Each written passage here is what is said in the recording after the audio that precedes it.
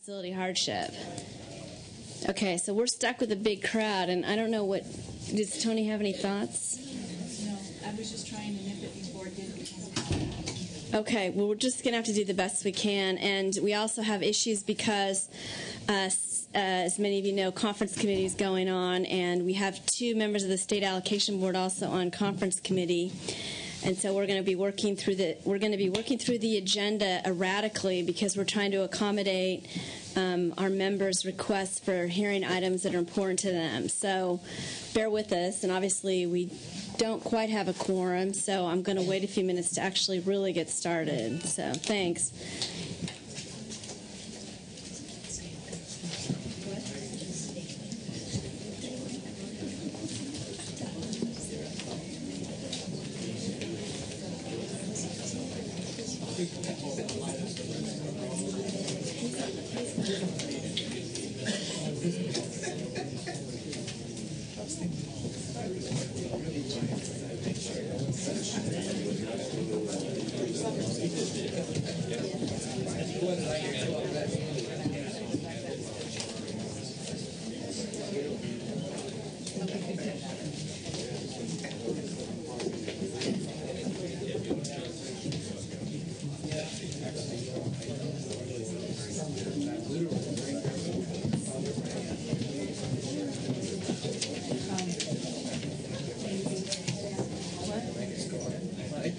Yeah, it's now water because I just finished it with it hand.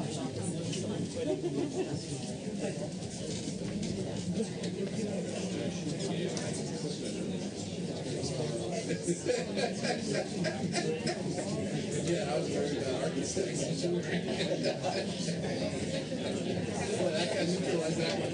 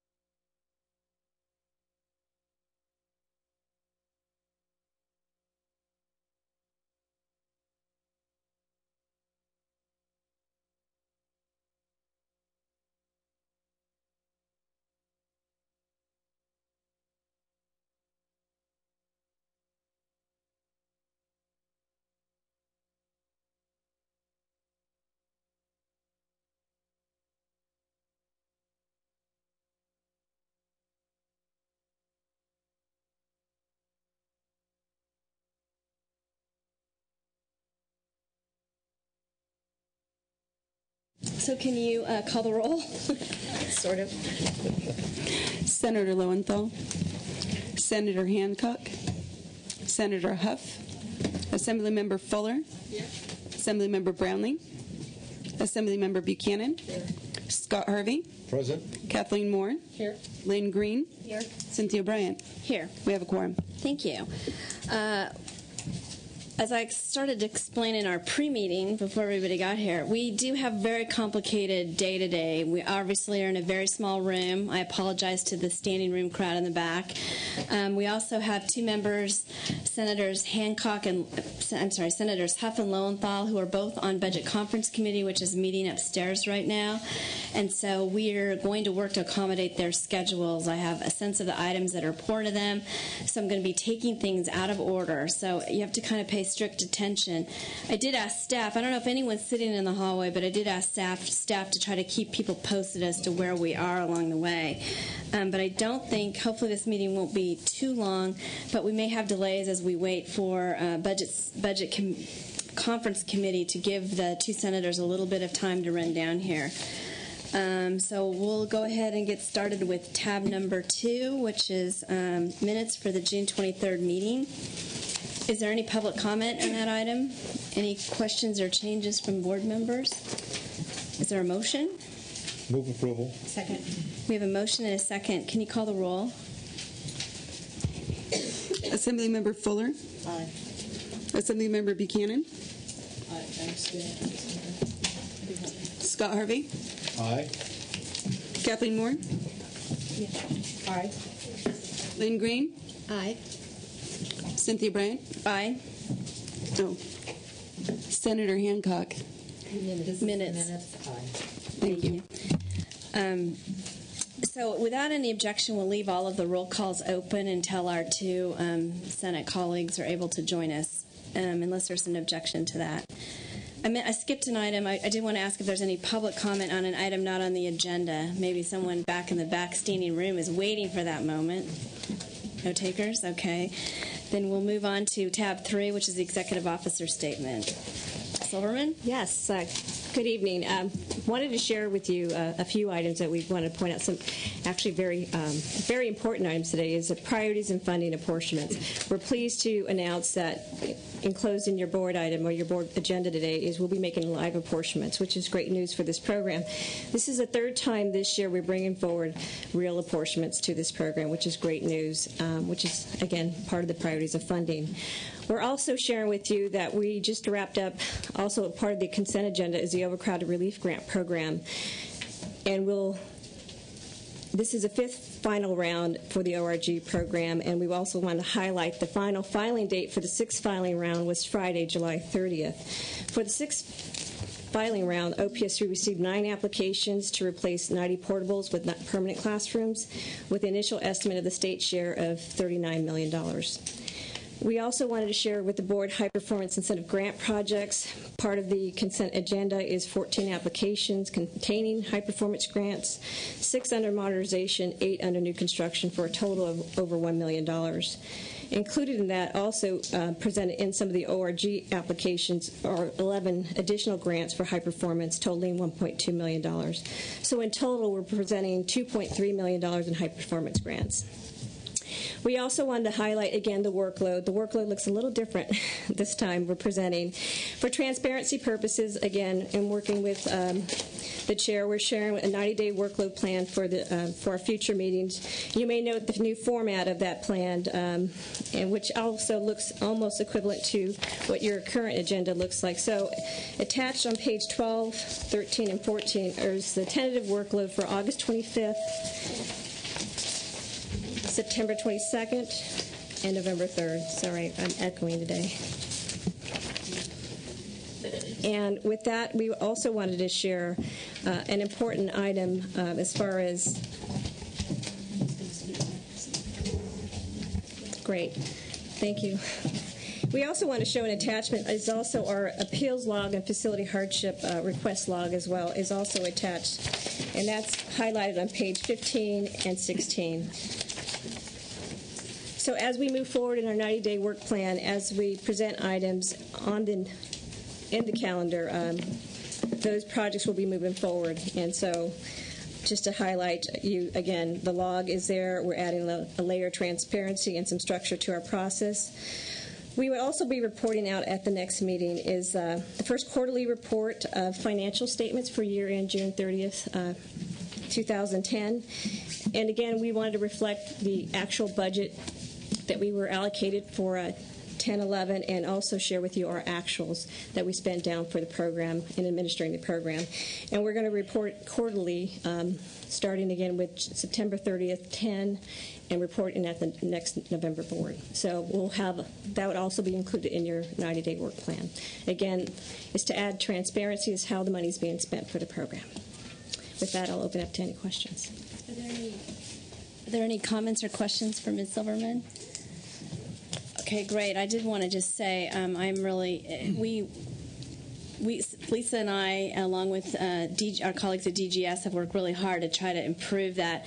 You know, we've had questions over that admin item, and I think when we get down to tab 15 and you hear from Chief Deputy Director Stephen Amish, we'll talk more about.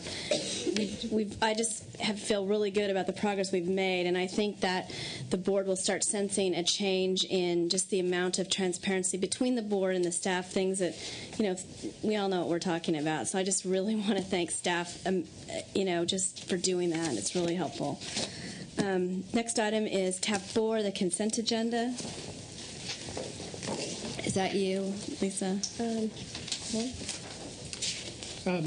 The consent agenda is ready for your approval, Madam Chair.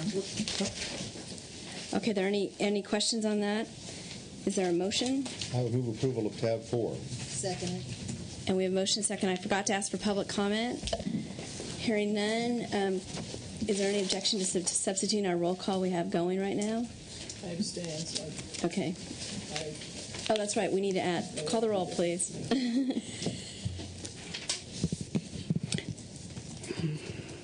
Assemblymember Fuller. Aye. Assemblymember Buchanan. Aye. Scott Harvey. Aye. Kathleen Moore. Lynn Green. Aye. Cynthia Bryant. Okay. It carries. Okay, thanks. But we're leaving it open. The next is, let's see, next we're going to take up tabs 5 and 6 together as we usually do, status of funds. Ms. Silverman? Yes.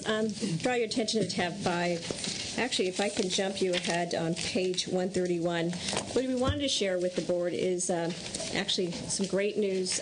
We want to report out that we released $517 million in our bonds. So, again, that speaks highly to the money being released to build schools and to stimulate the economy. And part of the movement in the cash, nearly $470 million, represents the March 2010 sale. So again, because of the certifications, because of the bond sale, that actually drew down a significant amount in that particular bond sale.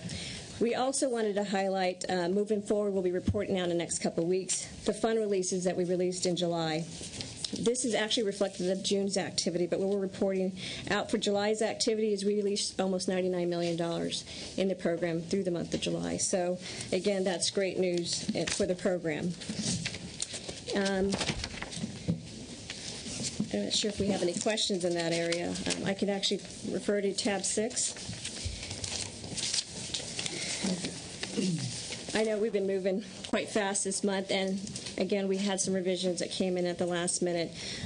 We wanted to post for this board real-time numbers and reflect the apportionments that we're posting this month. So again, that was a significant amount of change that we are moving forward, but we are collectively going to be processing over $246 million in unfunded approvals, so that's great news. And we're also processing $22 million in emergency repair programs. So that shows an unmet need of $115 million in emergency repair. Can I draw your attention to the charts that we have? Again, highlighting in Proposition 1D, that reflection in the apportionment of today, we have so far apportioned $4.2 billion in Proposition 1D, and have presented over $1 billion of unfunded approvals, with the remaining bond authority in Proposition 1D of over $2 billion. In Proposition 55, again referring to the pie chart, The initial program was provided $10 billion of funds, and we have apportioned $8.9 billion to date. We have unfunded approvals of $561 million, remaining bond authority of $512 million. And the last proposition we want to share is Proposition 47. This program received over $11.4 billion. We have apportioned over $10.8 billion to date. We have $438 million of unfunded approvals, and we have over $151 million of remaining bond authority. So with that, I'll open up if you have any questions.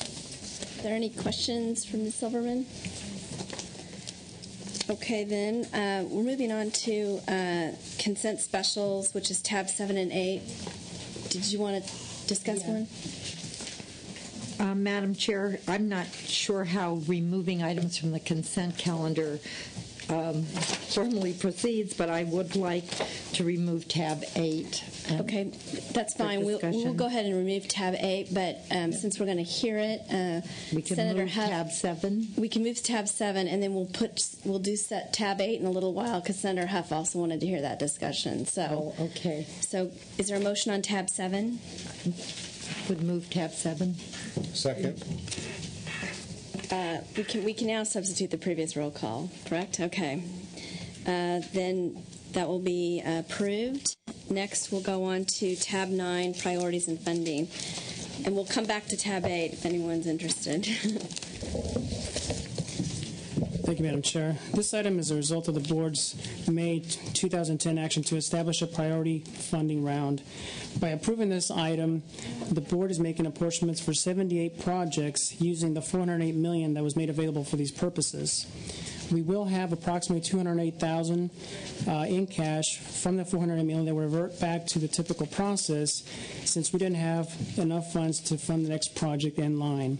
The next project in line was about $9.5 million. That's why we have $200,000 remaining. As you can see on stamp page 166, we received requests for 500 out of the 611 projects. This was an overwhelming amount of response. We were excited to get so many responses to this program. However, we didn't have enough money to fund all of them. We had $408 million to be able to apportion, and we also had about 11 projects that did not submit a certification, and they were above the line. So there were a number of reasons that they had suggested that they didn't submit. One, the primary reason was because they weren't comfortable with signing contracts within the 90-day requirement. Another issue that came up during the priority funding round discussion was whether we're going to be able to use bond source switching so that projects were funded in date order regardless of what bond source was assigned. No project that originally was scheduled to receive a labor compliance program grant had to give up that grant to participate. The OPSC was able to split fund all of the projects to be able to accommodate these requests. The breakdown of bond source switching can be found on stamp page 167. And then finally, another important component to this process was the certification that districts had to make to be able to participate. The main condition was basically that districts had to come in within 90 days to submit a fund release request. And they have to submit the original signature copy, has to be submitted to our office by November 2nd.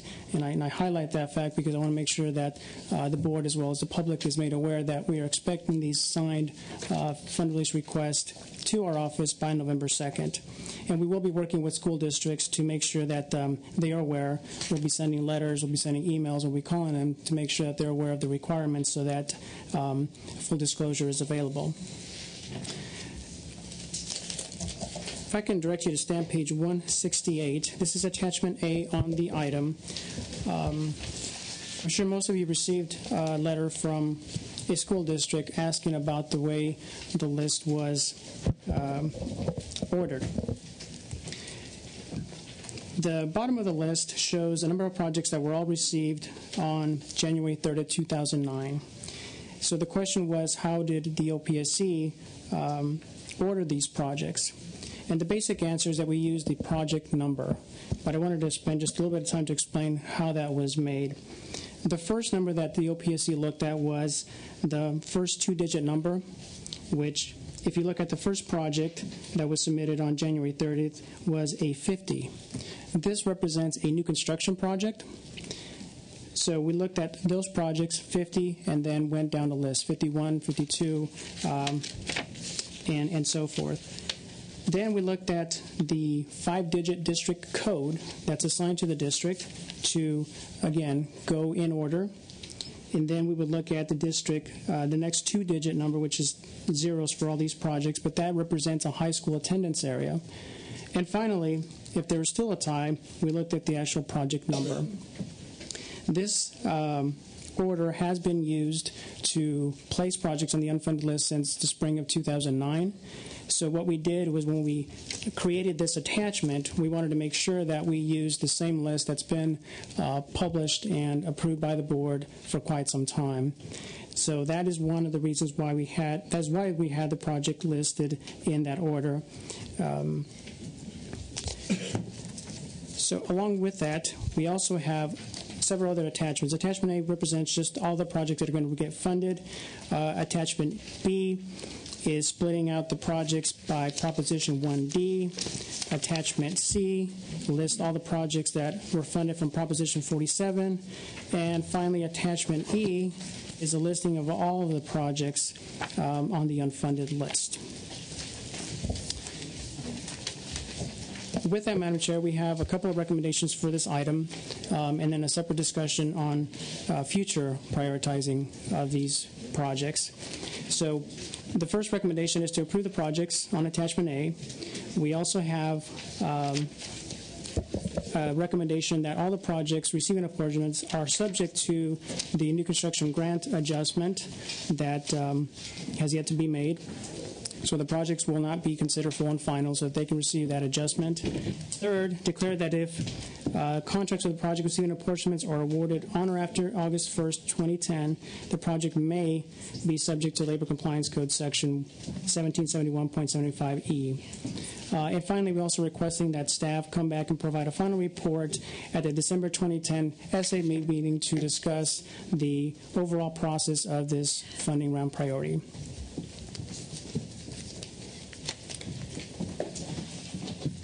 We're trying to see if we could get another room, and so right now the Senate has offered us room 112 downstairs, and then I think the Assembly can make 4202 available. 4202 might be a good option for our because our colleagues can just move across the hall. So, how long does it take you to move your stuff to a new room? About 30 minutes, probably. Break it down and set it up again. At the best. Well, I think my recommendation is we suffer. I feel terrible. It's like awful seeing all of you stand back there, but I hate for us to. Should we take a vote of the entire room? Who wants to stay here, as opposed to being here a half hour longer? Stay here. Okay. Thank you. Thanks so much, Rebecca. Okay, so continue. On my plan? No, because we can't move the court reporter. It's the same issue in either room. Okay. So, who put it into law that we have to have our things transcribed? Maybe we should try and seek a statute change on the transcription since we're also broadcasting. Maybe we can. Not that we don't love our court reporters, but we just like to be able to move. Anyway, so continue on. I'm sorry. It's okay. So we have a couple of recommendations to make apportionments to these projects. Again, as I stated earlier, there was some concern about the order of the projects. So we are recommending that we approve the list on Attachment A as it has been published and ordered previously.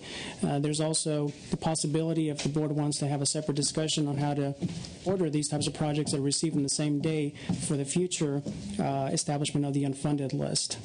So I think, Madam Chair, we can go through and have a discussion about this current apportionment list, and then should the board decide to discuss how we proceed in the future, have that separate conversation after this discussion is had. So with that, I'll be happy to answer any questions. Are there any questions for Mr. Morales on this item? Ms. Buchanan? We talked about this briefly the other day. You know, I don't know what the best way is to order it, but the bottom line is if an LEA has a higher number than another LEA, it gets funded and the other one doesn't. And I mean, really what you're doing is sorting your project numbers just in numerical order, and you'll automatically have your what is your 50 is your new construction will fall higher than the other, and you know, if a school has its LEA number is higher, it'll fall higher than another school. So that's correct. You know, I know in essence it's sort of picking winners and losers, but when you can't fund a full date, you know, those schools that have those districts that have just higher numbers assigned automatically are always going to fall to the bottom. So, you know, I just think it's worth discussion as to whether or not it should be, if we're going to fund and we can't fund a full date, whether or not we should be funding that order, whether there should be some kind of random process, or, you know, how we should be dealing with that. And the board does have some options, but again, the main discussion is to make these apportionments and whether we want to keep the list that's been used and make an apportionment using attachment A, and then perhaps having a separate conversation on how we move forward in the future so that school districts and stakeholders are aware of any changes to the process and the unfunded list. Since it's been used for quite some time, this particular list order. But we've never had this situation come up in the past, am I correct? No, we hadn't had to draw the line within the same date. Ms. Fuller? Back in the good old days when I was a superintendent, many, many years ago, they had a random drawing that they assigned numbers to anyone within the same day. And then that took care of this problem when the time came up, because it was often in those days that you would split a day in order to be able to give out all the money. Because the problem is if you don't have a system like that, then you're either going to have leftover money that you have to give later, or you have to figure out how to take money from another kind of fund and then replace it with the other kind of money, and it's not really workable.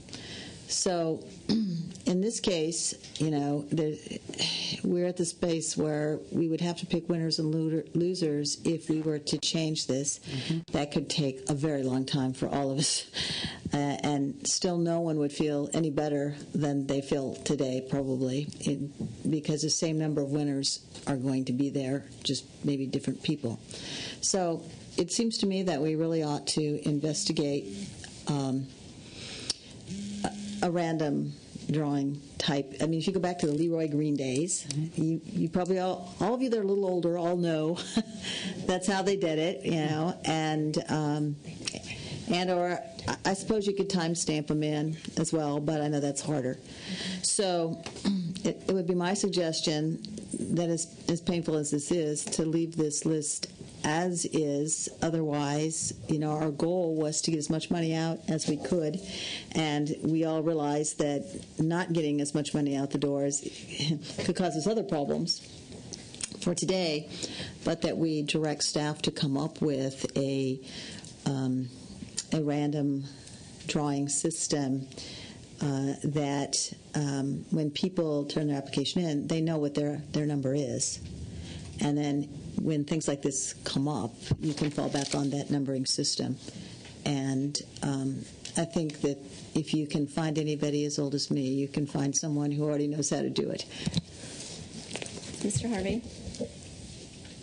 Thank you, Madam Chair. I'm going to fish on this one.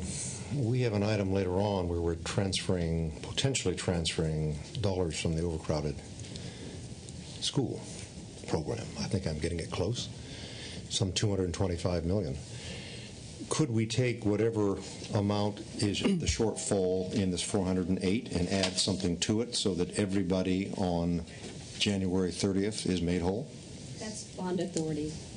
it's not cash. What we're dealing here is cash, and so that's the All right. difference. Yeah. We have no other cash anywhere that we could move to make up the difference. Can I? Do you mind if I answer that? Sure.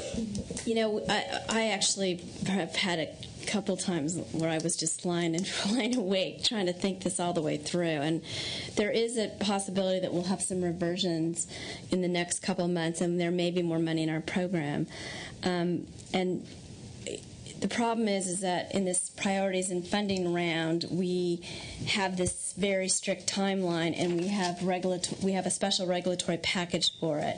So when I think about these I think it's 5 or 6 projects that are on January 30th that get dropped by where we drew the line, because of when you look at the list, you can see how it's just going to totally move up. And I am confident that in the next time we do a bond sale, they will, on the natural will hit them, because they're just going to be so far up on the list because we've cleared out everything above them that I'm confident that they'll be funded.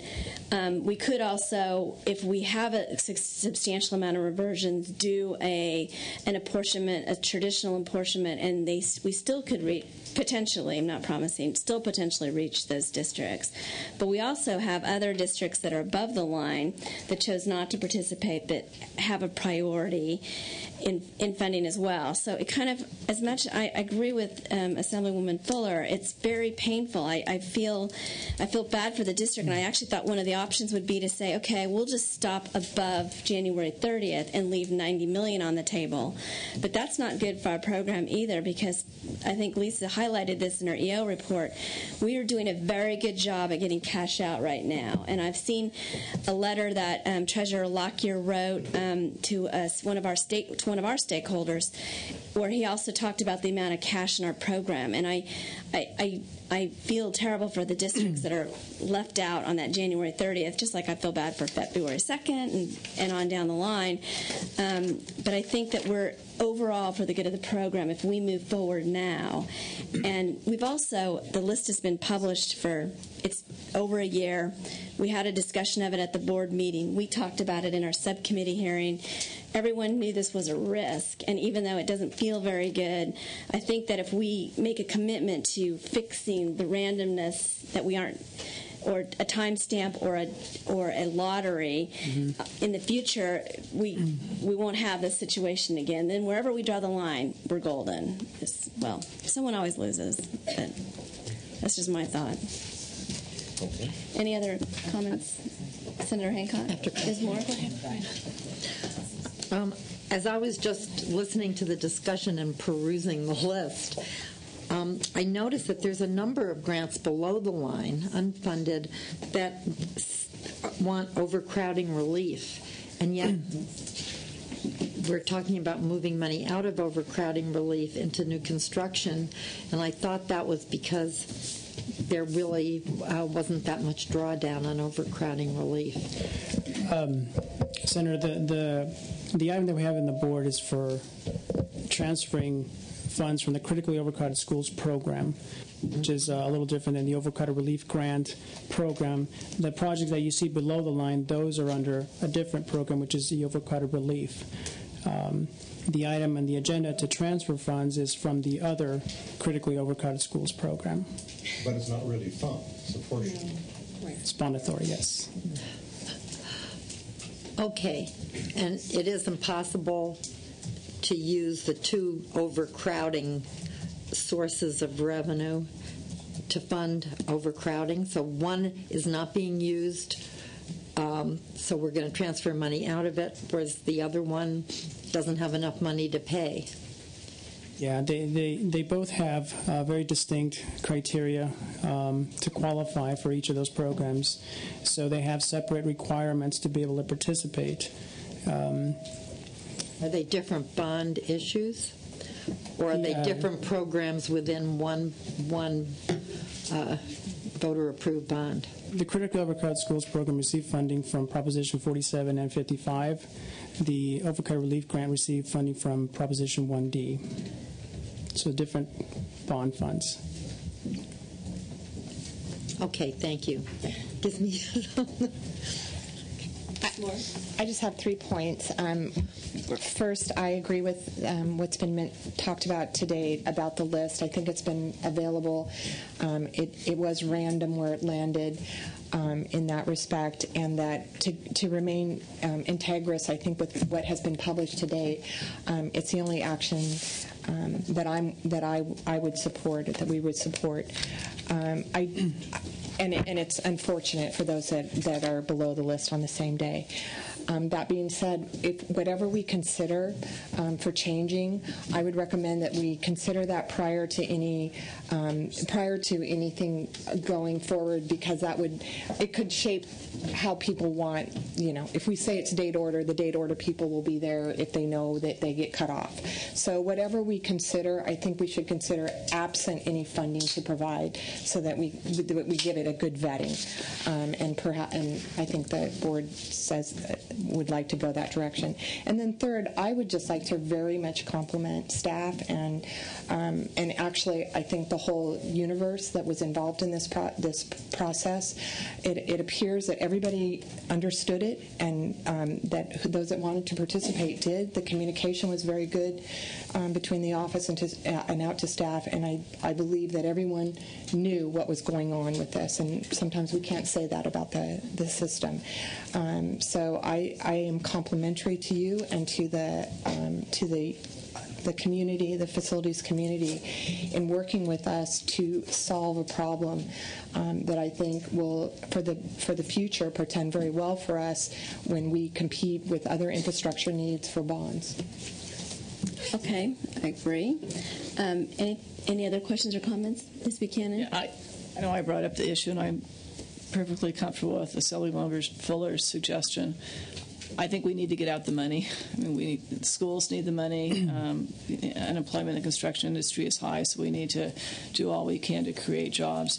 I would like to emphasize, though, that I don't really see the numbering system totally as random, because it truly goes in school district order. The only thing then that ends up being a little bit random is the project number that's assigned within districts. So I would fully support Assemblymember Fuller's recommendation that we move forward, knowing that the other projects on that date are likely to be funded in the next round, and that, though, as we move forward, we have a process that is truly either random or prioritizes projects in terms of the time they're received or whatever, but doesn't always end up with the school district with the highest LEA number falling to the bottom.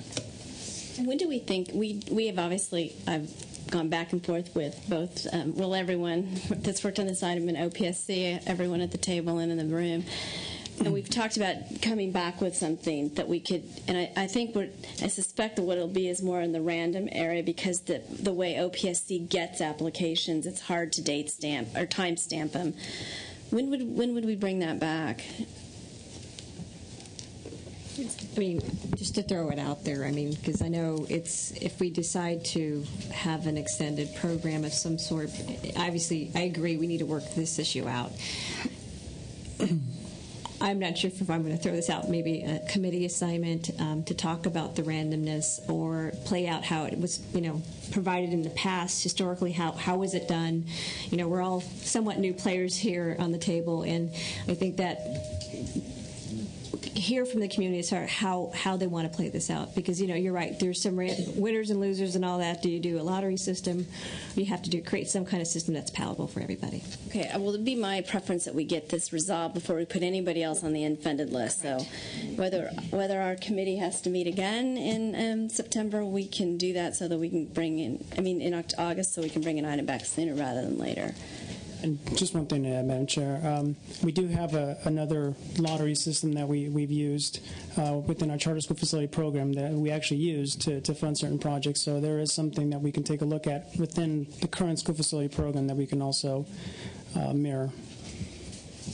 Okay. All right. Good. Is there a motion on tab 9? I'll make a motion. Is there moving the staff recommendation? I'll make a motion that we keep the list as is. I think it's like 1, but that we return with a random system before. Pardon? Thank you. That we accept the list as is, but that we ask staff to return with a random system prior to our next listing for us to review before allowing. So that's Those three, all four items. I suspect. Yeah. Okay, so the staff recommendation plus bringing back the randomness. Yeah. Is there A second. All right. Can you call the roll? Senator There's too many mics on. Senator Hancock? Aye. Assemblymember Fuller? Aye. Assemblymember Brownlee? Aye. Assemblymember Buchanan? Aye. Scott Harvey? Aye. Kathleen Moore? Aye. Lynn Green? Aye. Cynthia Brandt? Aye. Carries. Okay, so since we have a theme here today of randomness, let's move on to item 11. I'm skipping over item 10, just to be clear. Tab 11.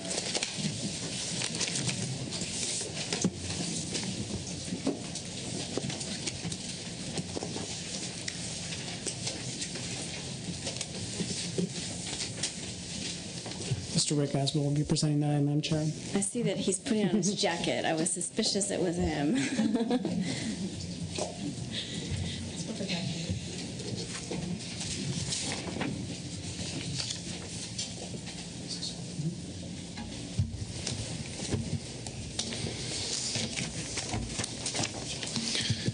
Good evening, Madam Chair, board members. My name is Rick Asbill. I'm Operations Manager with Fiscal Services.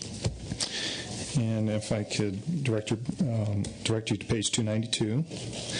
So the purpose of this item is to present 3 school districts' requests to deposit proceeds from the sale of a school site property, which is purchased solely with district funds, into each school district's general fund. Staff is highlighting this item because this is the first time the school districts are taking advantage of an amended education code. As a part of the state budget process, the education code was amended last year to allow school districts to deposit the proceeds from the sale of a school site into a district's general fund when purchased entirely with local funds. Education Code 17463.7, which became effective July 28, 2009, will sunset on January 1, 2012. This statute still requires proceeds deposited into the general fund to be used for one-time expenditures that do not commit the school district to future costs, are not recurring in nature, and are not related to ongoing operations. The amended statute eliminates the 10-year lockout from the school facility program. However, there is a 5-year lockout for deferred maintenance program. Previously, the board had to approve the transfer of proceeds into general fund. However, the amended statute only requires school districts to submit documents to the board to certify the following. They have no deferred maintenance needs, are not violating local bond provisions, and the property is not suitable to meet projected school construction needs for the next 10 years. The district must also present their plan for expenditure of site sale proceeds to the local school board.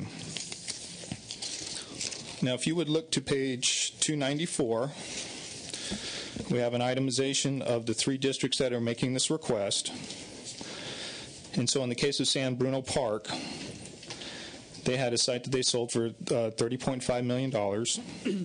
What they're asking for is the one-time expenditure to their general fund of $12.1 million. For Orchard Elementary, site sale proceeds was approximately $4.9 million. They're requesting a one-time expenditure of $565,000. And then for Millbrae, they sold their site for $20.1 million, and the amount that they're requesting to transfer is $3.1 million. Because no action is required by the board, staff recommends that the board accept the certifications provided by the school districts. Further, staff recommends that future items on this topic be placed on the consent portion of the agenda. With that, I'd be happy to answer any questions you may have. Is there any questions on this item? I would move the item. Is there a second? Is there any public comment?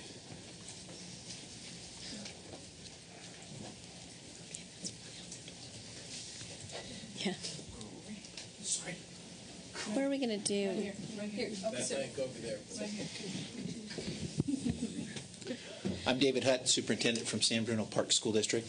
I'd like to thank you for the opportunity to put a tool in place so that we can do some things financially. I also would like to share with the board that we're very appreciative of staff's help and guidance along in terms of the process. Thank you. Thank you. And hopefully you're going to be the only person to ever testify on this issue, because it should be relatively consent-like from this point forward. So we'll just substitute our previous roll call, unanimous roll call, unless there's objections. Okay, thanks. I'd like to ask a question. Sure. I just wanted to know what in terms of the balance for these particular districts, what happens with the balance money? Is there any, are they free to do with that money whatever they want?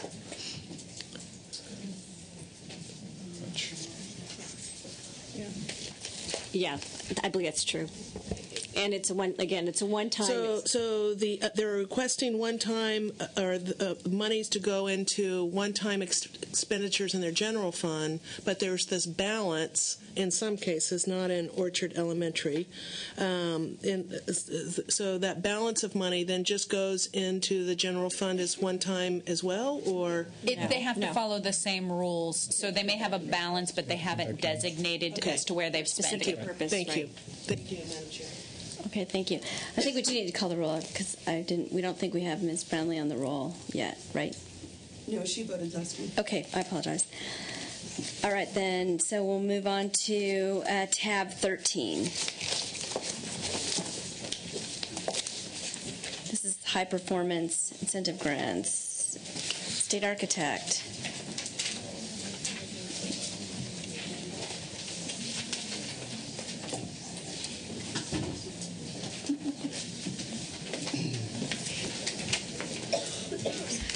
Go ahead. Madam Chairman, Board, I'm pleased to be here. At the May board meeting, you all, excuse my Texas term there, approved regulatory changes to HPI grant funding. And as part of that motion, the Office of Public School Construction and the DSA were asked to work with CHIPS, the Collaborative for High Performance Schools, to determine if the DSA review process could be coordinated with their review process. We have met with them a number of times. We met this morning with the chairman, and we kind of came to some goals for what we wanted to achieve, and these are all in the report that we put together. The first is to encourage holistic sustainability with CHIPS verification. The second, to avoid duplication of efforts between the state and CHIPS for HPI project reviews. The third, to streamline combined review processes, HPI funding and CHIPS verification. The fourth, to save districts money. And the last, to increase the number of healthy, high-performing schools. We came up with a number of options. There are two that we're bringing forward. The first option provides established HPI plan review for items in the HPRC and all projects regarding HPI grants that relate to the bricks and mortar. The second option includes the first, but also includes DSA verifying the remaining CHIPS certification points for the design phase. So it really takes all of the design phase, puts the responsibility on DSA working in conjunction with CHIPS. That's our recommendation, that we move forward in this area. We do feel that it will encourage districts to seek CHIPS verification. Potentially, we think it's going to save money. In fact, we're not going to move forward unless it does. Reduce the time spent by the districts and their consultants, and will avoid potential sole source legal and labor issues. So that's kind of a quick summary, and I'll be glad to answer any questions. And I just wanted to add, I did sit down with the state architect and with CHIPS earlier today, and I'm confident that we can. I'm confident that we can flesh out both these options and bring back a really good program for the board's consideration hopefully, I mean, I'm suggesting we do by the next meeting because, as Senator Hancock knows, I want to check this box. It might take us another meeting because the second option does take some regulation revision.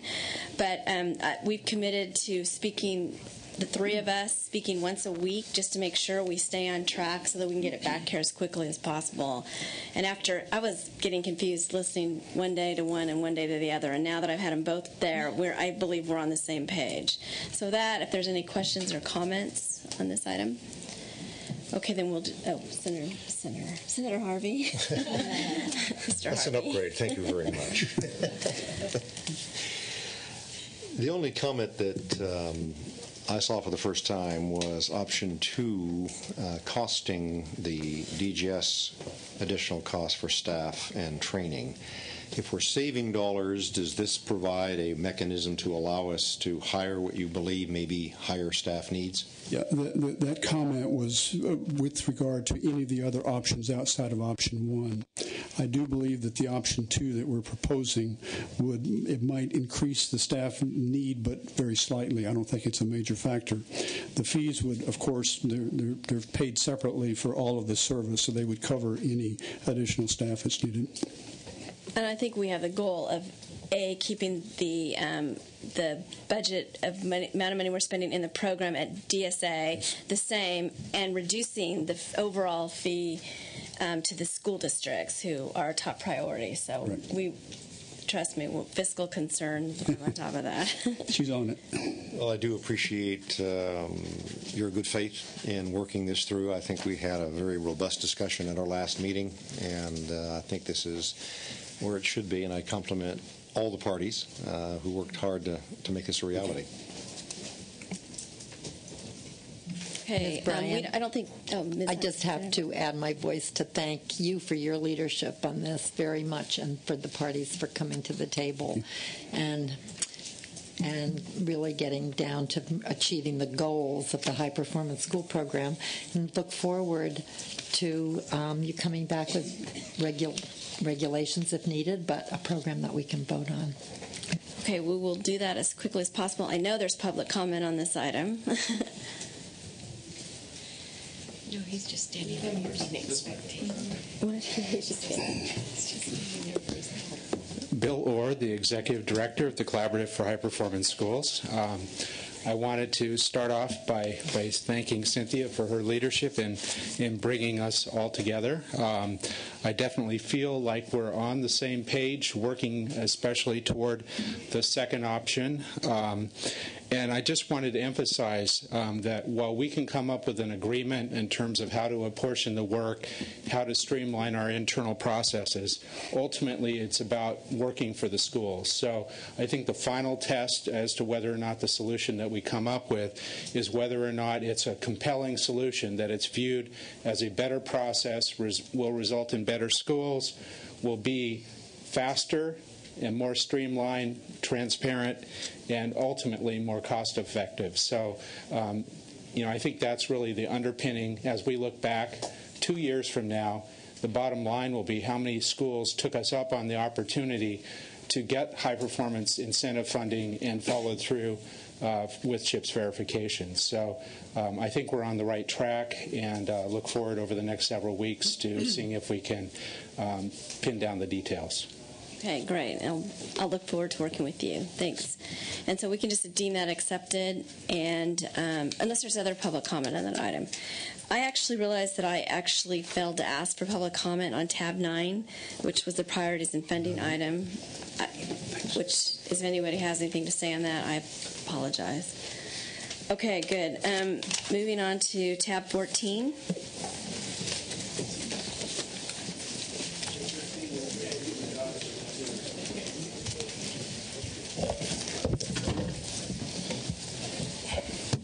Good evening. Brian LePask with OPSC. I have a quick update for the board on the school facility program joint use projects. Each year we have a funding cycle that culminates in July, and we have all the projects that we've received in the past year that we present for approval. We started off this funding cycle with no bond authority. So we did collect applications. We got 5, and we deemed 4 of them eligible. they're worth $5.9 million, and we also have a rescission that was approved in today's agenda that would bring the total up to actually $1.2 million for what we have available. So it's a quick report just to update the board on where we're at.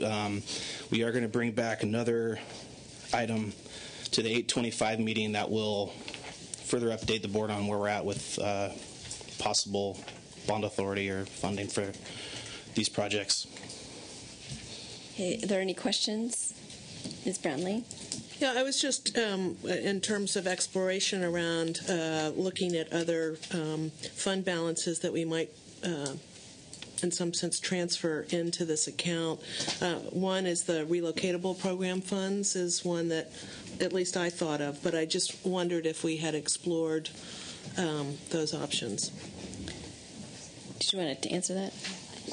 What we plan to do in the next few weeks is when we report out the next board meeting is collectively assess what our cash that we have in our various pots, cash sitting there, and actually reconcile some of the rescissions we have.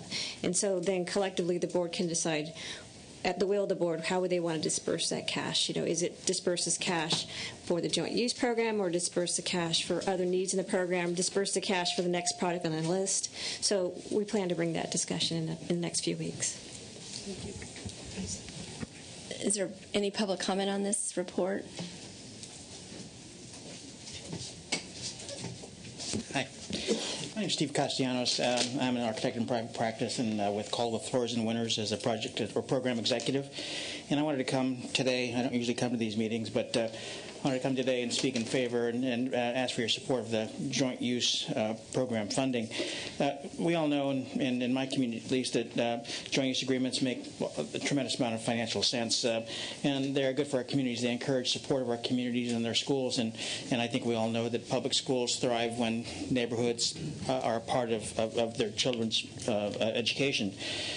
The program provides resources schools need for improved and new facilities at less cost to the state and taxpayers because of these local partnerships. I think as well that hopefully we can all agree that two uses for one building is a smart investment of taxpayer money and benefits the entire local community as well as local schools. I know at least in my community there are many things that our city can no longer do, and they're looking to reduce redundancy while build partnership, and so this makes for stronger communities as well. The concept, I would like to think, is simple. We know sometimes it can be hard to achieve these partnerships, but in fact, I think it is rather simple. That shared resources and facilities keep costs down for everybody and keep our local communities and schools healthy and thriving, as I've said. So in closing, I urge you to support this program. Thanks very much. Thank you. Okay, so I'm going to return to tab 8, which is the Overcrowding Relief Grant Program funding. And I'm now clicking through issues that the two senators had issues with, but we can visit them when they get there. I think I have their permission to proceed. And I think they'll be here in 10 minutes. That's the rumor. I don't know. Thank you, Madam Chair. We're presenting the OCAD Relief Grant Program and presenting the next funding cycle. Staff has processed 20 OCAD Relief Grant applications for approximately a total of $118 million to qualify for the program. The program allows districts to reduce the number of portables on eligible overcrowded sites. An overcrowded site is defined as having a school site population density that is equal to 175% or greater, and this is as recommended by the California Department of Education. In addition to the projects that we have on the list, there's also 11 projects that also qualified as high performance. So we did want to highlight that these projects, they come in and receive funding from the Overcrowded Relief Grant, but they also have a high performance incentive grant component to them. With that, Madam Chair, we are proposing that the board approve the unfunded approvals as shown on the attachment on stamp page 143. Senator Hancock, do you have any questions? No, I just turned to you. No, well, because I took it off the consent calendar. I have a comment and a concern. sometimes when we're looking at the agenda where there are so many hundreds of items, we will just pull an item and look at it in more depth, and we can obviously look at all of them.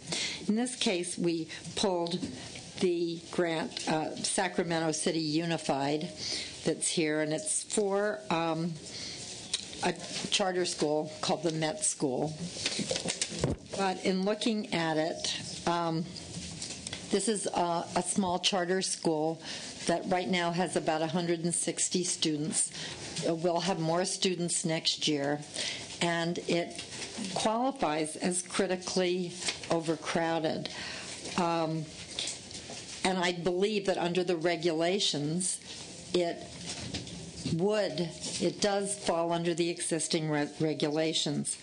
However, when you look at the school district as a whole, because this is a public charter school, it has closed 4 schools this year. It's had a declining enrollment of 8,000 students over the last decade. And I'm thinking, since declining enrollment and closing schools is an issue in many, many districts, that before taxpayers' money from all over the state is spent on construction at any school, if they're closing schools and having declining enrollment, there ought to be some indication that there was at least consideration of putting them into an existing facility. In this, so I would really like to ask that the board take this as an opportunity to review the regulations. These were set in regulation. It's not legislation. So that we ask maybe a more focused set of questions as this moves forward. Again, we're told that we have now, I didn't realize until today that we have 2 different bond funds for critical overcrowding or overcrowding, but we perhaps ought to more precisely decide where that money is going to go. I'd be interested in knowing now how many overcrowded school proposals do we have? Is there any way that we could fix really overcrowded schools that have no place to go in their district with existing money that we have? And then how do we not, how do we make sure we're dealing in the best and most thoughtful way with the taxpayers' money? Let me put it that way. I know that this program, when it was developed, was meant for some of the schools that had 5,000 students working double shift. It wasn't for districts that were closing schools but wanted to build additional buildings on sites that they already have. So to be true to the intent, I guess what I would do is move the item because the school qualifies under the rules, under the regulations that we have, but ask that staff come back with a review and recommendation of how we can more tightly focus this program in the future. Did you guys have, I know this just came up today, did you have time to think about it? Yeah, the eligibility determination portion of it is determined by the Department of Education. They're the lead agency to determine which projects are eligible. It is our understanding that the information that is used for these projects is based on 2006 enrollment information, and it's my understanding that that is in statute, but I'll defer to Ms. Moore and her staff to clarify. What I would say is I appreciate your comments. I think that this program, we're in the 5th funding cycle of it, and it probably is appropriate to look at, a lot has happened over the last 3 or 4 years. It's appropriate to look at how we want to move forward as in the future as a board, and would maybe take your suggestion one step further and say, why don't we assign that to the implementation committee so that we get a good vetting as well with the community of facility folks, and then bring that forward. This project did meet the eligibility criteria. that is in place, and we would support that. But very open to taking another look at where we are with this program as you request. Does that work for you, Senator Hancock? It does work for me. I'd like to have a timeline or at least an initial look at it, say, in the next month. Why don't we do that when we, at our next meeting, we'll report back on kind of its schedule, and I can work with the two Lisas on figuring out how it fits into IMP, how it fits into the board, and maybe even if we can figure it out. And there's an additional wrinkle because we just had a filing period close. So there's another group of projects that have been evaluated under the same criteria that are going to come forward to the board. And I would venture to say we should probably look closely at those, but they're going to be judged against the criteria that's existing. However, there's quite a bit more remaining in the Overcrowded Relief Grant Program, and we as a board have not taken any further. Do we have funding cycles? We haven't committed to another funding cycle. And maybe it's a good opportunity for us to fix the regs first before we introduce another funding cycle. Then sooner rather than later seems like what we ought to strive for. And could you also just give us, like the 5-sentence paragraph in the report on Fund 1 and Fund 2, critically overcrowded relief and critically overcrowded grant, just so we understand, because I only, quite honestly, thought there was one fund that we were drawing from. We can do that. Okay. I don't disagree with anything that's said. I just have, because I know nothing about this school district or this charter school, but I have one cautionary note, and that is I don't know if this charter is chartered under the school district or its own charter, or how that works. Pardon? It could be chartered under the county or the state as well. That's the point. So in that case, if it's its own independent charter, not chartered within the school system itself, that school system, then trying to force them into using the school district's facilities probably is a legal difficulty that couldn't be overcome on the basis of money.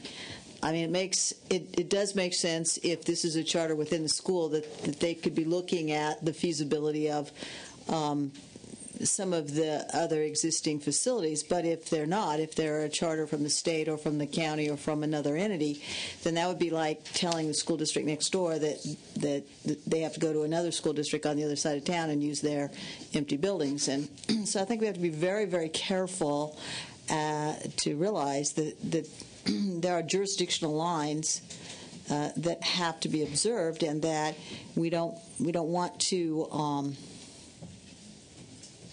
penalize someone based on their specific organizational requirements that pre-existed this application. If I could just comment, it is my understanding, and I could be wrong because we were, on top of everything else, we're scrambling through this binder, right? That this is a public school charter, so that there would be within this school district. But however, let me just say, look, folks, we're using taxpayers' money all over the state of California to fund this program.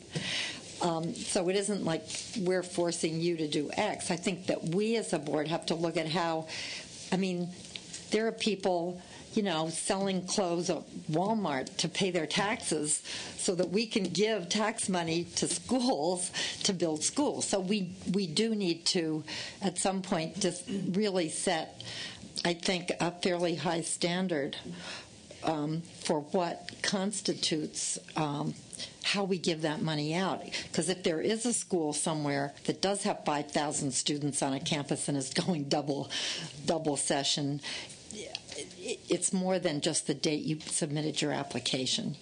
I think it's just time to look at it. I understand what you're saying, though, Jean, and I agree. I just want to be absolutely certain I understand, and I don't disagree. I just want to be absolutely certain that when it comes back, that staff is absolutely certain that we are not asking them to cross legal lines on this situation based on money as the only priority, because I think that would be unnecessarily difficult. And I preface my statement with I don't know if this is who chartered them at all, but I think that is an important consideration, and it makes a difference. Assemblymember Buchanan. I represent a district that has a state charter, and the district is still responsible for space for those schools. But I don't see this as a charter public school issue. I don't either. And I see this as an issue of if we have schools that have declining enrollment that are closing schools, then the question is can they accommodate the students within the existing facilities or not? And I think it's much more complicated, though, than just counting up classrooms, because you take a district like Sac Unified, they may have space 10 miles away, in which case it makes no sense whatsoever to, take kids away from their neighborhood to ship them all the way across town. So I think it's a great question. I think it's more complex and probably than just looking at numbers on a piece of paper. And I think it would be great to have staff take a look at that issue and come back to us with, what some reasonable criteria might be, or whether the current criteria, works well. We do have public comment. I see a public. Hi, my name is Crystal Hoff. I'm with Sac City Unified School District. I'm here for Jim Dobson. He's the director. I just wanted to clarify that the Met is a dependent charter, so it's part of the school district. And that is something that we looked at very carefully, was any of our vacant schools. And most of the ones that were closed are being occupied by independent charters now, so it makes it really difficult when we try to move them, because there's being partially occupied by other programs. So that is something that we did consider. Thank you. Thank you. Any other public comment on this item? Because we do have a motion and a second, so can you call the roll? Senator Hancock? Aye. Assemblymember Fuller? Aye. Assemblymember Brownlee? Aye. Assemblymember Buchanan? Aye. Scott Harvey? Aye. Kathleen Moore? Aye. Lynn Green? Aye. Cynthia Bryant? Aye. Carries. Thank you. Let's go on to item. I think we should go to item 12. I know I'm doing my random thing, and I want to just take 1 second. I completely forgot at the beginning of this meeting to welcome Assemblywoman Buchanan, who's been appointed permanently to the State Allocation Board. Sorry to lose Assemblymember Torlakson, but glad to have you here, so thank you. Senator Marquette's in the audience, former member. Where? First row. Sitting by Stephen Amos. Oh, Senator Marquette's in the audience. I didn't see you. You're behind this guy. Behind Bob here. So Senator Marquette's here. You know this guy, but you don't know that guy. I know. How are you? Well, thank you. It's good to see you. Okay. Yeah, what are you doing here?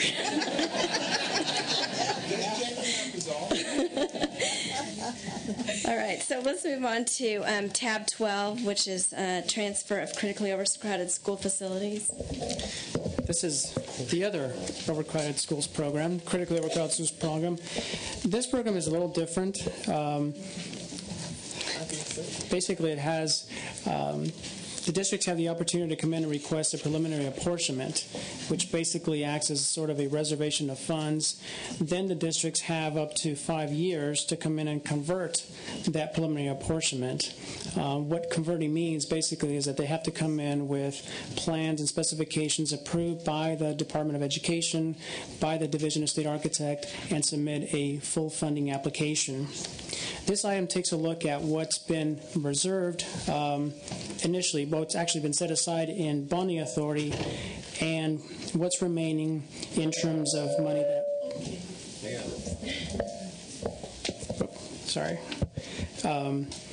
Money that might be available to be transferred to the new construction program. critical component of this program was that originally there was a 15% reserve set aside. This reserve was designed to make sure that projects had enough money between the preliminary apportionment stage and the final conversion. So there was an additional 15% that was reserved. That was approximately $283 million. And because most of the projects have already converted, one of the things that we're doing with this item is revisiting that initial reserve and recalculating it to reflect the number of projects that have yet to be converted. If you look at the bottom of the item, we have a current total reserve amount of $390.3 million, plus an additional $67.5 million in unused preliminary apportionments based on the expected amount from the August 25th board. This gives us a remaining bond authority of $457.8 million. If we use this as a starting point and reduce the newly calculated 15%, which is 15% of the amount of money that has yet to be converted. This amount is $167 million. So 50% of $167 million equals about $25 million minus $35.1 million. And this $35.1 million is based on a board action in 2009 to make this funding available for Proposition 47 projects that have already converted but may have additional cleanup costs as they move forward through construction. Reducing those two amounts, this gives us a remaining amount of $397.7 million. What staff is proposing is that we reserve those amounts and transfer $225 million to the new construction program. This will result in a remaining reserve of $232.8 million for the critically overcrowded schools program. But it also allows us to transfer some much-needed dollars into the new construction pot. With that, we recommend that the board authorize a transfer of $225 million, and I'd be happy to answer any questions. Are there any questions? I know we have public comment.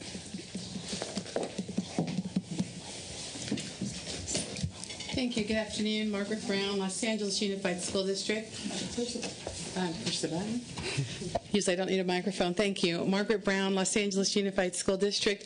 I wanted to let you know that LAUSD is in support of the transfer of the $225 million in critically overcrowded schools funding, which leaves a balance of $232.8 to convert and finalize projects. I wanted, though, to reiterate that LAUSD's support is based on our conversations with staff that no other transfers of the remaining $232.8 are made until all 5 school districts have the opportunity to know their final cost and complete the remaining 33 COS projects. It's not actually in the write-up, but I wanted to reiterate that's LAUSD support.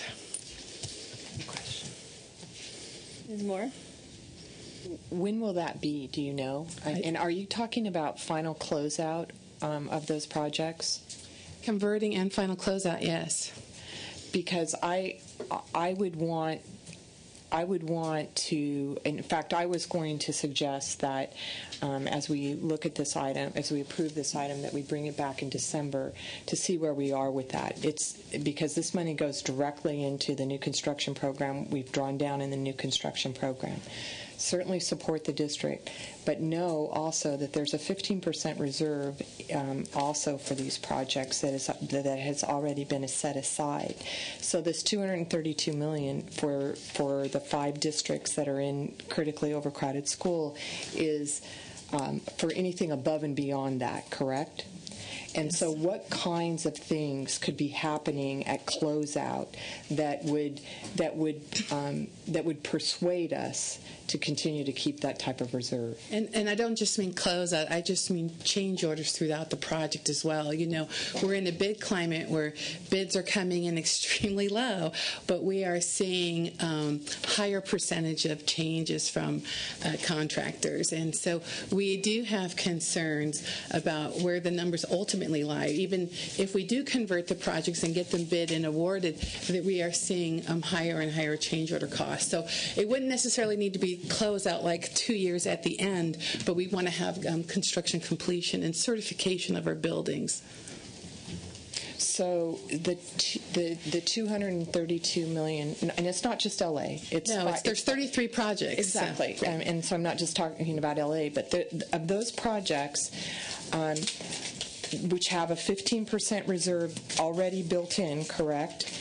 And are coming in, the trend line is that they're coming in under the amount.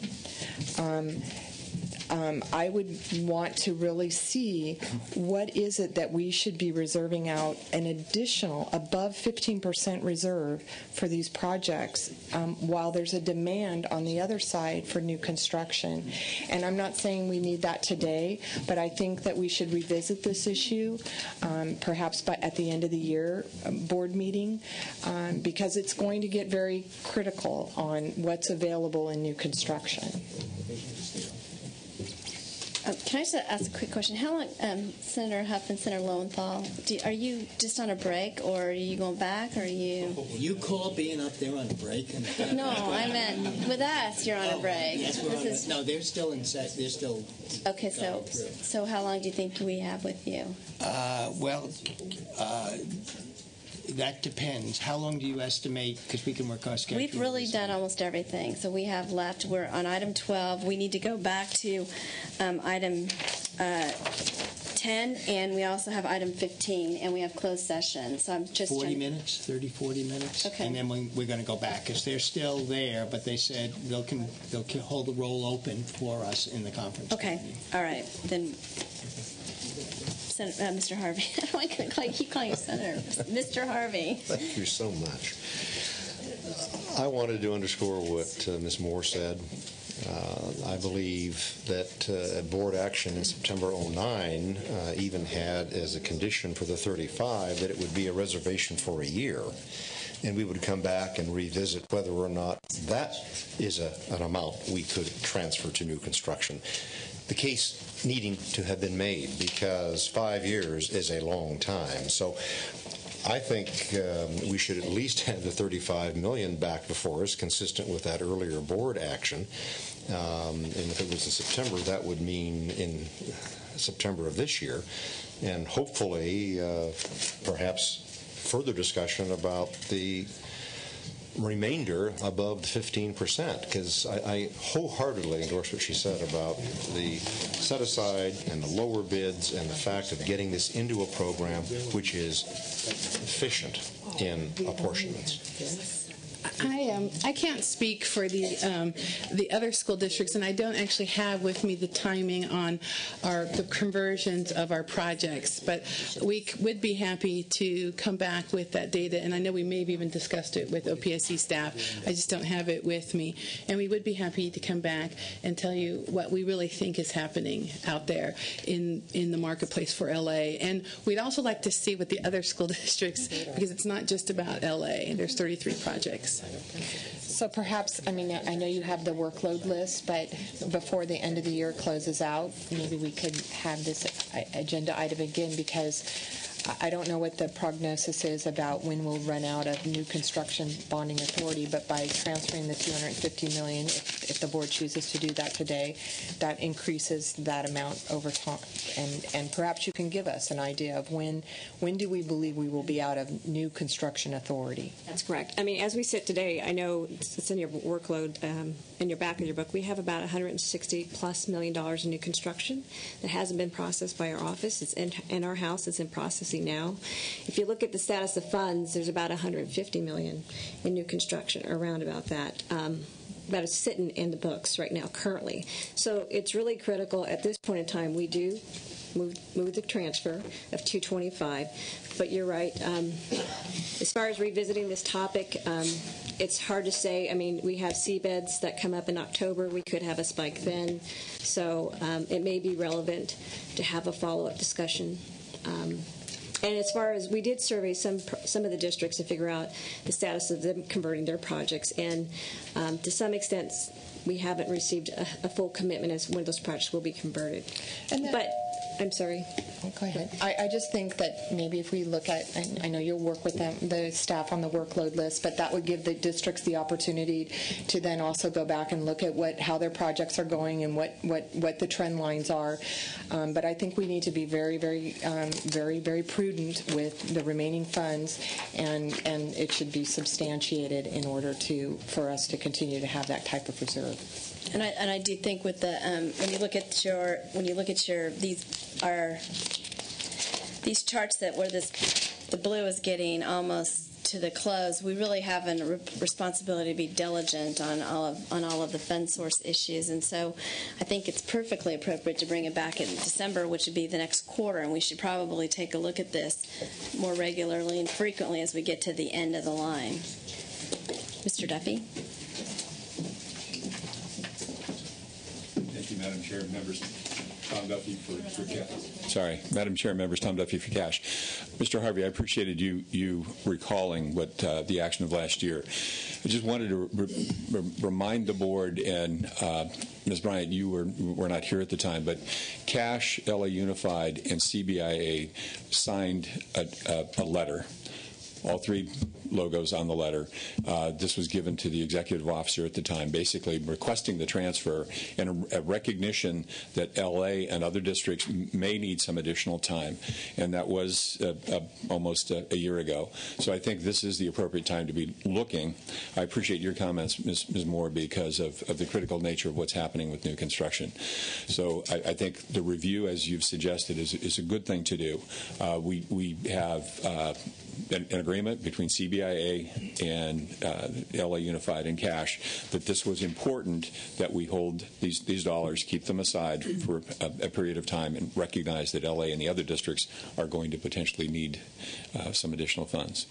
So just wanted to remind the board of that and to make sure that you knew. And I think I promised you that letter, and I'll get it to you. Thank you very much. Thank you. Any other comments? Ms. Brownlee? Yeah, I just wanted to make a comment because when we were talking about fund balances and the new construction account, I don't know whether we discussed item 6, which is the status of funds, but based on the charts that I'm looking at, it's indicating that there's a $5.3 million balance only for new construction, which was, from the corrected version. So I think that it was stated that there was 100 and some in the fund balance, but if this number is correct, it's only indicating 5.3. Sorry. I think what the pie chart reflects is the possibility of the issue of when does level 3 developer fee kicks in. And I think that was the one illustration pie chart of Prop 4755 and 1D. We have a tremendous amount of new construction on the unfunded workload list. And so until that kicks in with cash to back those projects up, then we become the trigger, as Cynthia said. As it gets closer to blue, we really need to concentrate on how much we have an available funding source. But what's part of that new construction pie also is there's seismic, there's high performance, that's also embedded in there. So, but if you look at the status of funds and tab 6, the latter columns specifically, there's $5.3 million in just new construction. I mean, if we can carve out various components or seismic, but when we talk about just new construction workload, specifically matched to the new construction that's sitting in our workload reports, that's why we're trying to keep the eye on the ball, because we have to match the new construction workload to the authority.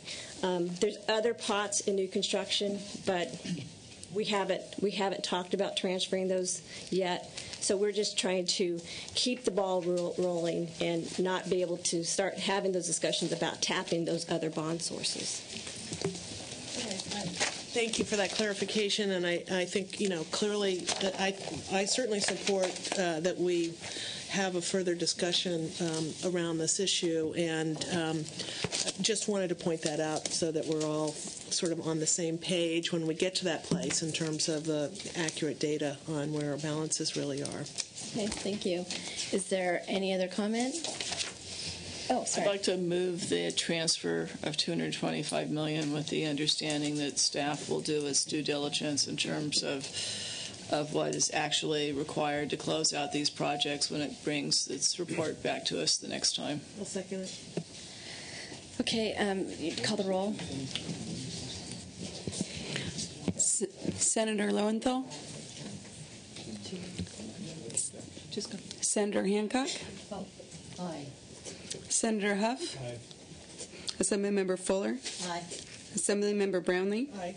Assemblymember Buchanan. Aye. Scott Harvey. Aye. Kathleen Moore. Aye. Lynn Green. Aye. Senator Lowenthal. Aye. Cynthia Bryant. Aye. Okay, I think what I want to do is go back and lift all the calls on the items that we have before us, so we can add you two gentlemen on. All we have left is 10 and 15.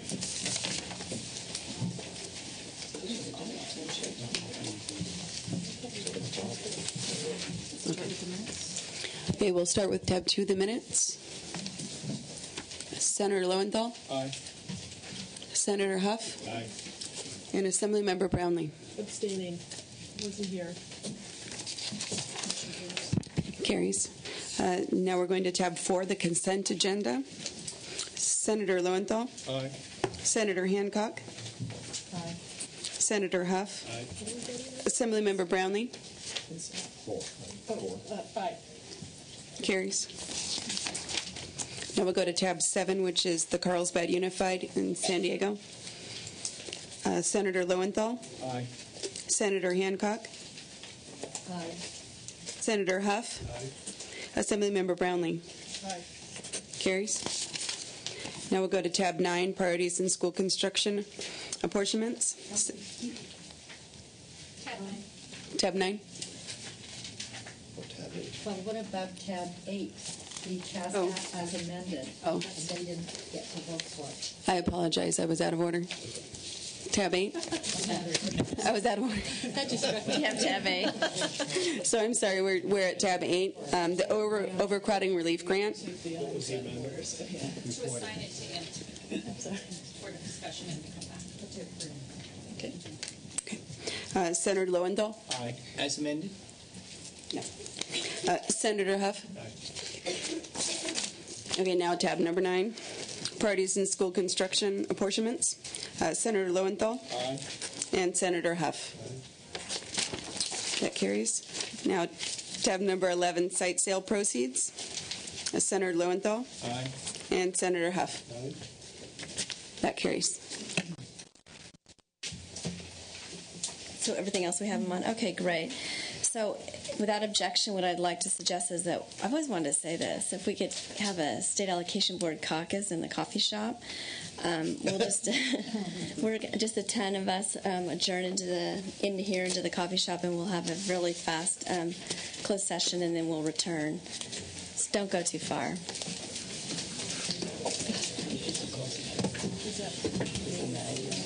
Just follow the crowd. And you're not called the coffee shop anymore.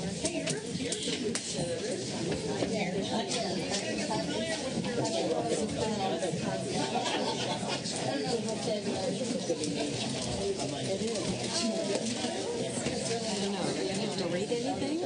I don't think we have to read anything. Yeah, right.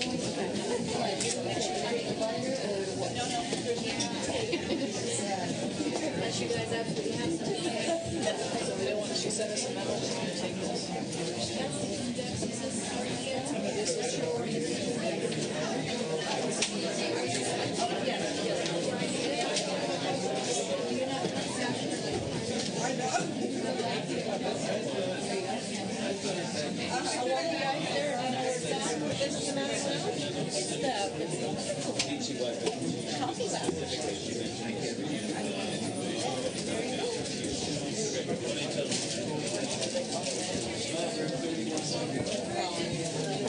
You've at least got the link. Well, the one senator that knows where we're going should lead. I don't know where we're going.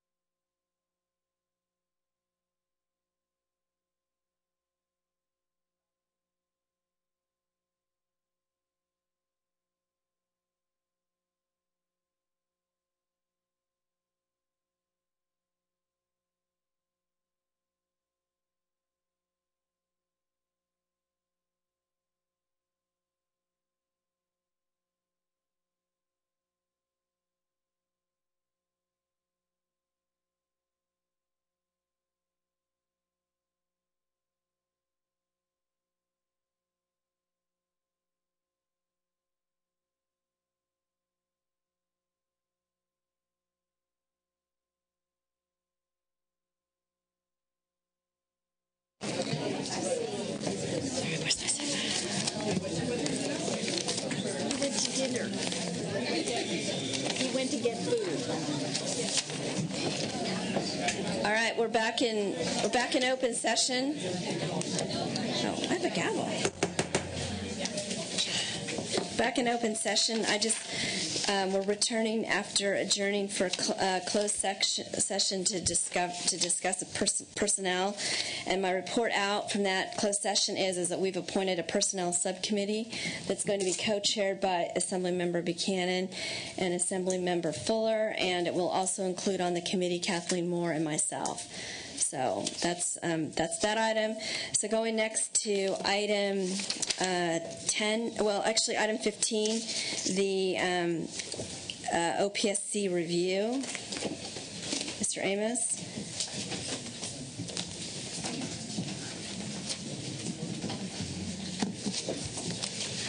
Good evening, Madam Chair, distinguished members of the board.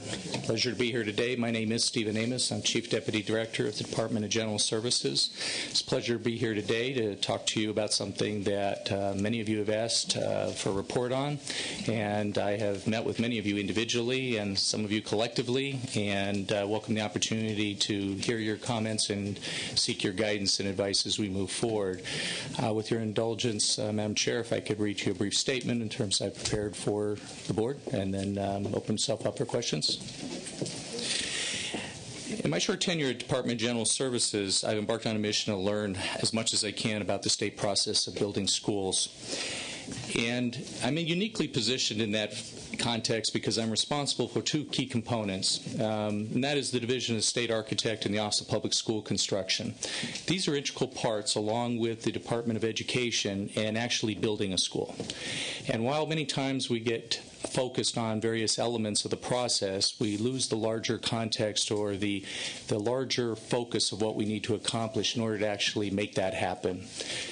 Some have asked me, what is your charge and what do you see your principal responsibility?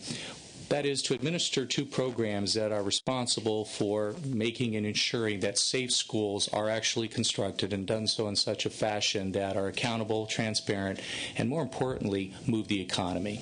That is, find efficiencies, look to streamline processes, and ensure that we are collectively accountable for our processes. And that takes on many, many different dimensions. Early on in my process or my engagement, I sought counsel from a number of associations and coalitions that gave me some insights, and largely their perspective was go out and hear raw and unfiltered from the school districts, the people we serve, as to how we can best serve them. To that end, we engaged on 4 town hall forums. That was in Oroville, Merced, Riverside, and Orange County.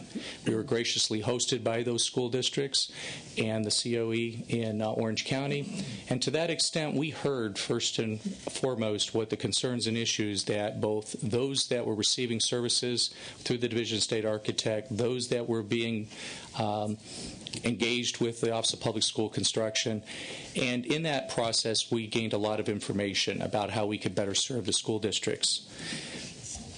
I was asked to present, and I did so to Assemblymember Julia Brown at the June 16th Oversight Committee for the Education Committee, and at that point it was very clear that while we had taken many steps to address many different things, we were doing it in a very ad hoc process. We were dealing with bin time. We were dealing with closeout processes. We were talking about audits. We were talking about many, many different issues. But what became clear in that process is that there was no collective input or process to move that effort forward. To that end, I committed to and am prepared to present today largely the overview of the direction in which we have taken to date. And that is, in the course of 90 days, ending a report on October 1st, present to the State Allocation Board a draft of what we deem to be an action plan. That action plan would be processed through 2 different elements. One is that we would have an expert working group that is a larger stakeholder interest that would take a look at the issues that was balanced between customers and stakeholders, and we would also have sub-working groups. In that process, we looked at 6 core areas that are principally engaged. And if I may indulge you, is to share these with you. This is an overview of the process that we are currently engaged in. And I think it's very important to look at it because it speaks to the complexity of the process. Building schools has come a long ways in the last 12 years. And to that extent, we have created an environment that is reported by our customers to be challenging, cumbersome, and an environment that requires much interpretation and assistance in navigating. So we have, what you see before you basically is an overview of that process of 6 integrated steps that must take place, and this is what we refer to as the 40,000-foot look.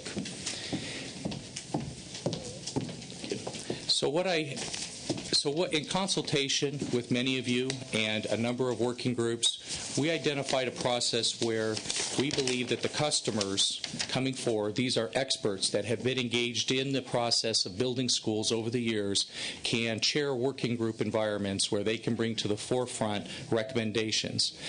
That is in the area of planning, design, plan review, funding, bidding, construction, and the move-in project closeout phase. These are critical pieces that we need to talk about in a collective whole.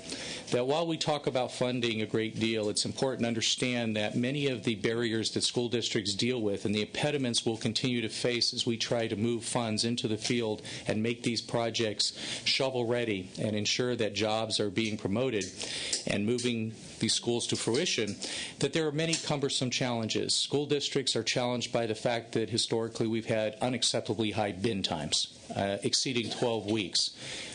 In collaboration with Los Angeles Unified School District, the Chancellor's Office of Community Colleges, and a number of other interested parties, we've been able to identify means in which we can reduce that. Currently, I'm proud to say we're at about 4.2 weeks.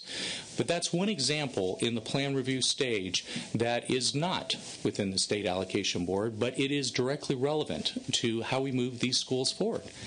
On the tail end of the equation is the closeout certification process. Right now we have 12,000 school districts that have to have their projects closed out and certified. Of that, Los Angeles itself has over 2,000 of them, and 900 of them are critical closeouts. That is, there are $7 billion of funds that are tied up, that are not moving forward to close out those projects because we have not directed the appropriate response or resources to assist Los Angeles Unified School District. As I stated before, Los Angeles is an example of a partnership or collaboration where pilots have been created and efforts are currently underway. So I share with you that what I propose will present a roadmap of collaboration and furthermore identify the priorities in these key areas that our customers see that need to be addressed. I think this is an important step forward. Our charge, or the charter that we gave to each of the subgroups, was that they would be able to identify 10 critical areas that they see as impediments to progress or to moving forward in these critical areas. In addition to that, that they would have the opportunity to rank order those and present to us short-term, interim, and long-term steps. These are processes in which they can identify for us whether they're short-term, interim, long-term, administrative, legislative, or regulatory fixes or changes that would be necessary to further this particular area. So I share this with you to give you a broad overview. Our anticipation and my commitment has been is to report consistently to the State Allocation Board on the progress and the engagement. I'm proud to say that Kathleen Moore serves as the vice chair of this working group and has been instrumental in providing guidance along with Lisa Kaplan, Tom Duffy, and a number of others who have weighed in on a weekly basis and shaped a lot of what we have created to date.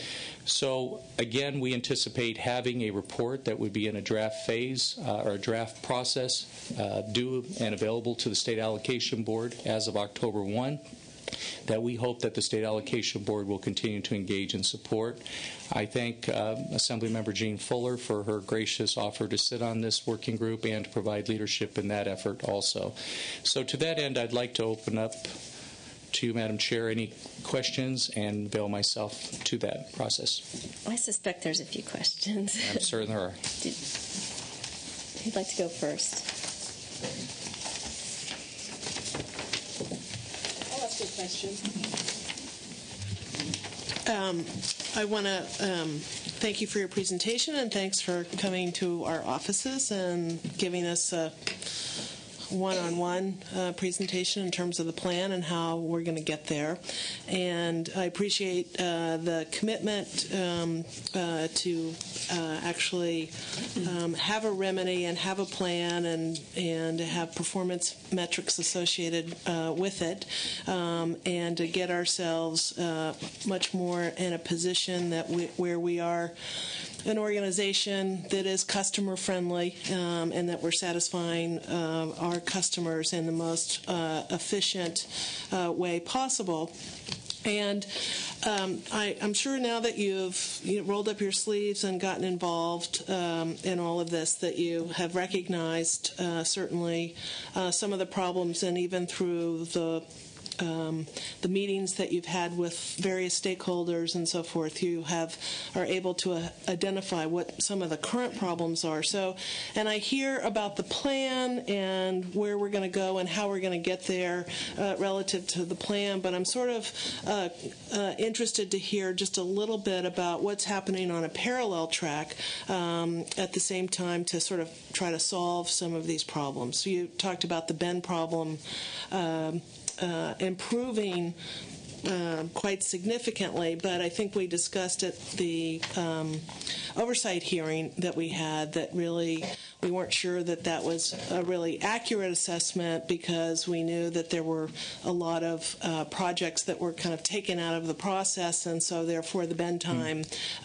reduced significantly. So clearly that's an issue, as you said, is one that comes up most frequently. And so I guess what I'm asking for is sort of the strategy on a parallel track relative to trying to address some of these issues while we're also going through this process to get to a longer-term sustainable structure that will be supportive to our customers. Well, thank you, Assemblymember Brownlee. I think those are critical questions, and clearly this plan in no way substitutes day-to-day administration and program management. And these have been critical issues that have been brought to my attention by hearing firsthand from the field issues and challenges that people have. Whether it be the bin time on the front end or the closeout on the back end, I've heard the same from OPSC customers. Why does it take more than 90 days to process a hardship application? That is not a larger collective process that needs to be engaged in. It's an immediate crisis that we need to deal with immediately. Everybody deserves to be processed in a timely fashion, consistently, and treated properly in that format. I have been very direct about some of the shortcomings and challenges that we have faced within OPSC in responding to that, and that is consistency of service, consistency in interpretation of regulations, identification of a proper appeal process, and more importantly is a uniformity that's focused on customer service and accountability.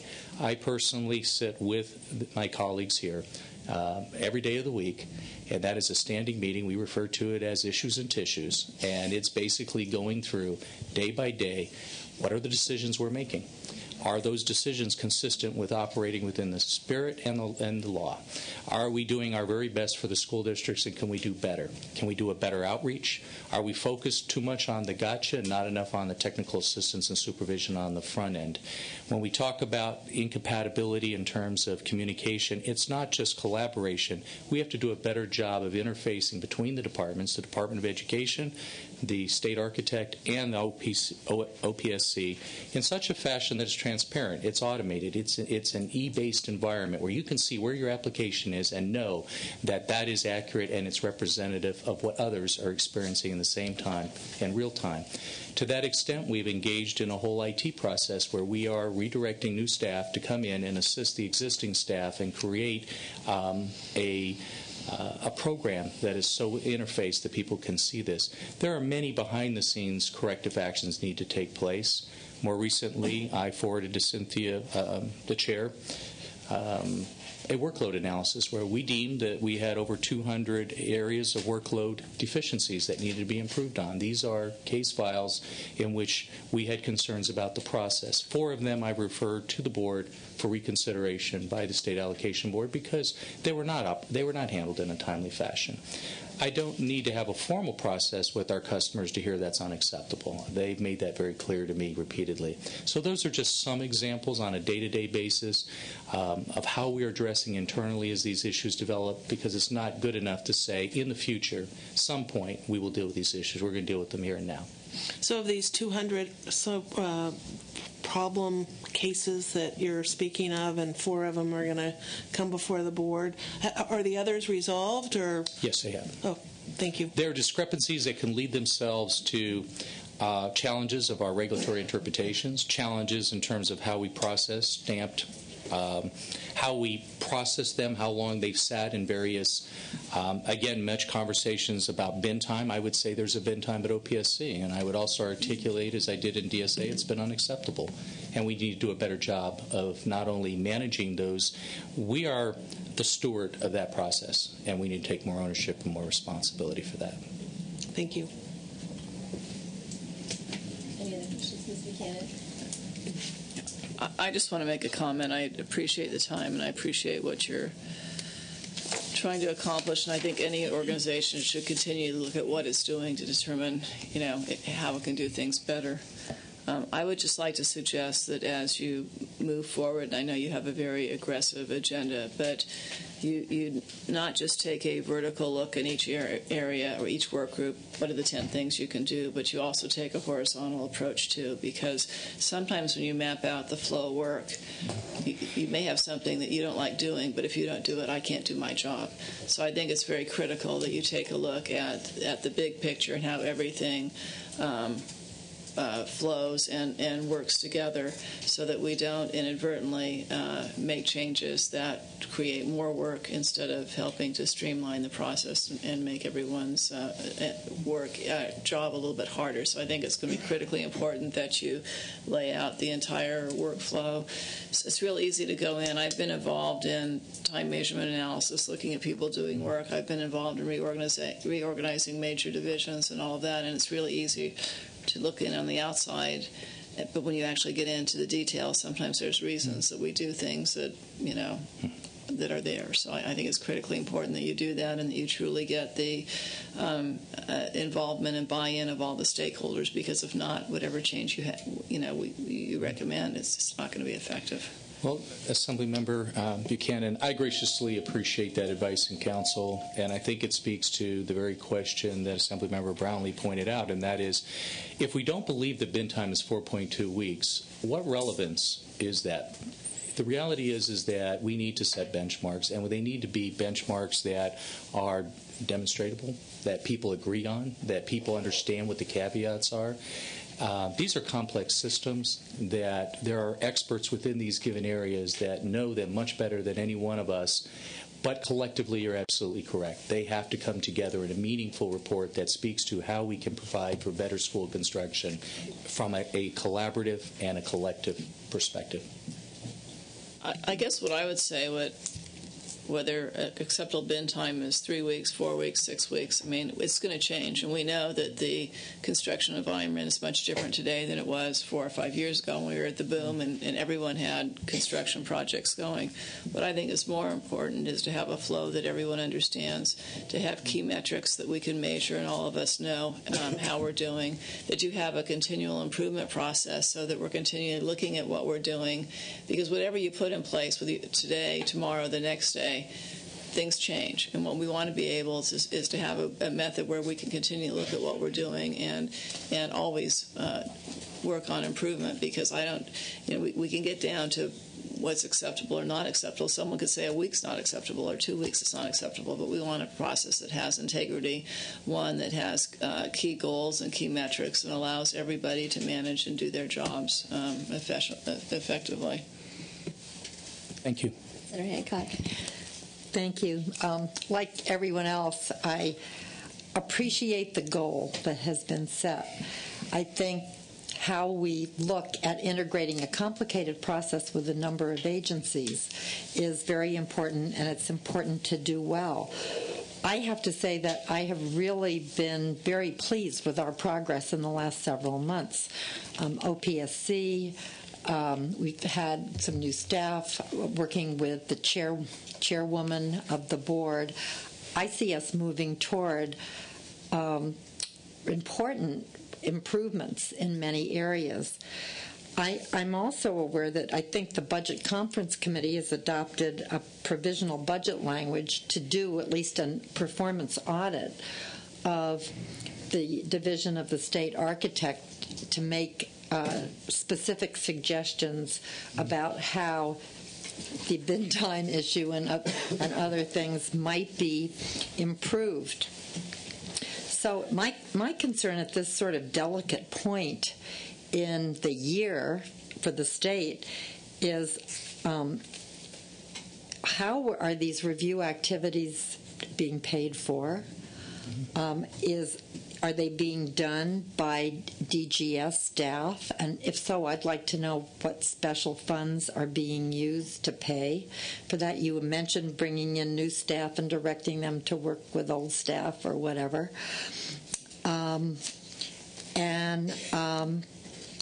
I would hope that OPSC staff aren't being redirected to work on this, since we need them to keep doing the very exemplary work they've been doing and getting the money out the door.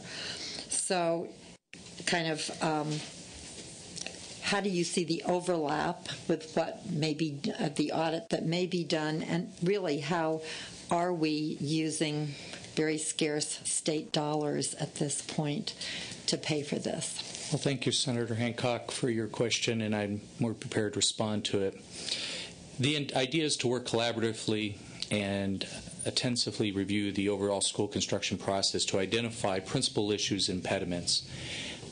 I fully support the OSA audit and DSA, fully support any program reviews and audit. The truth is this program has not been reviewed in 12 years, and I don't think we can wait another day to reach out to our customers and ask them in a formal setting, how do we create an environment that is more accountable, that is more responsive, and provides excellent service, particularly at a time when we have billions of dollars that are not moving forward because of various bottlenecks in the process, and they're not limited to one particular function.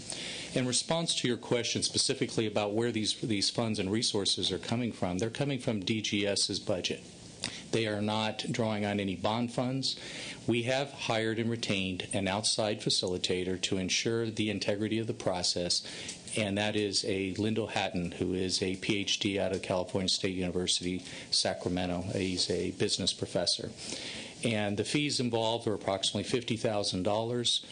On behalf of DGS, we feel they're a wise investment to facilitate a process and ensure the timely delivery of this report by October 1st. So while I truly appreciate and am concerned about the timeliness of this and what could be the reasonable expectations, I would take the position that if now, then when, and if not us, then who are going to bring these issues to the forefront and bring them to closure.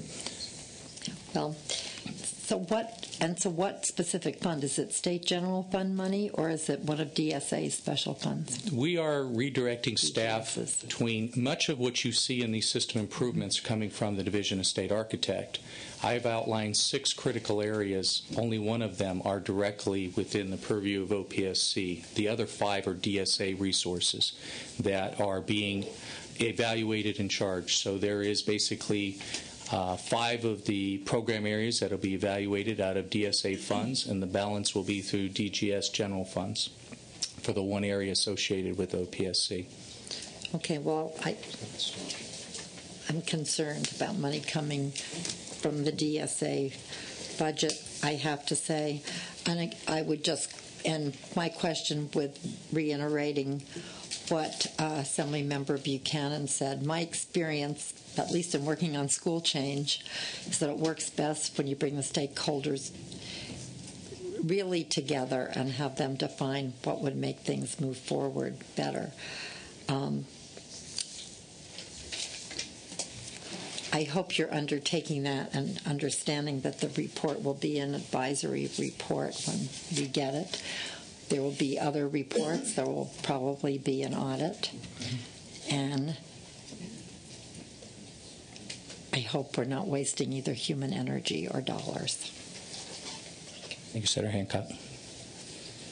Yeah, I want to follow up on what Senator Hancock started, in that I serve on the Budget conference committee, actually Senator Huff and I do, and we'll be leaving to go back to finishing, and supported having the Department of Finance's Office of State Audits and Evaluation do the audit of DSA.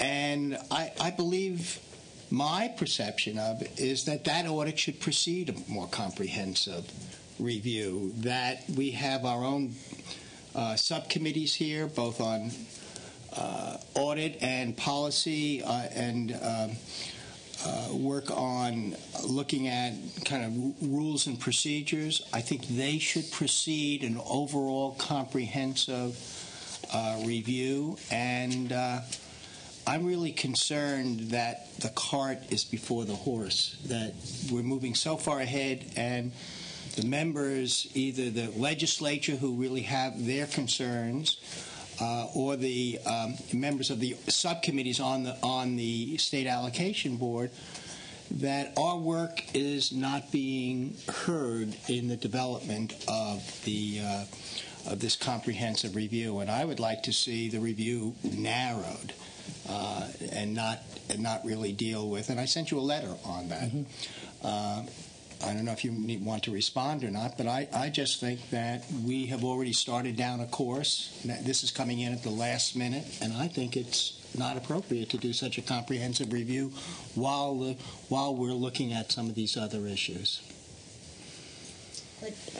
I did think that Senator Hancock's comment about this being advisory, there's a lot of truth to that. I mean, you can reject the findings of the study and the report on the one hand. On the other hand, I spend a great deal of time with OPSC staff, and I think that hearing from the stakeholder community and having places where their work is exemplary, complemented in this process, and understood where things work really well, and fitting in where things aren't working well. To me, some of the day-to-day stuff that happens, if it can get addressed in this process, there's just there's kind of no reason to wait. I mean, I'm of a mind that there's no reason to wait, and I think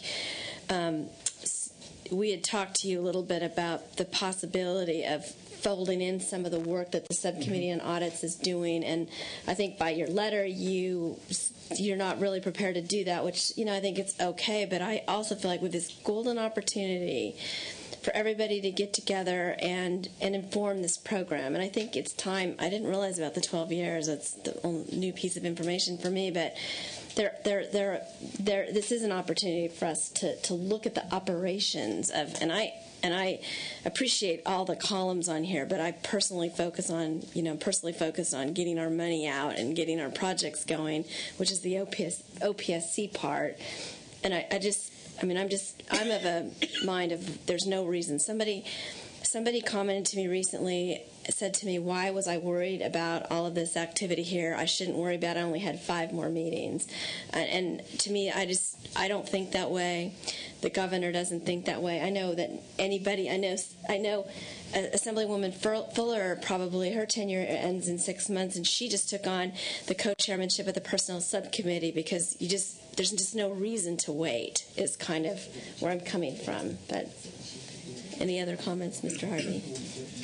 I think that's a beautiful segue into I didn't mean to segue, Senator. Senator.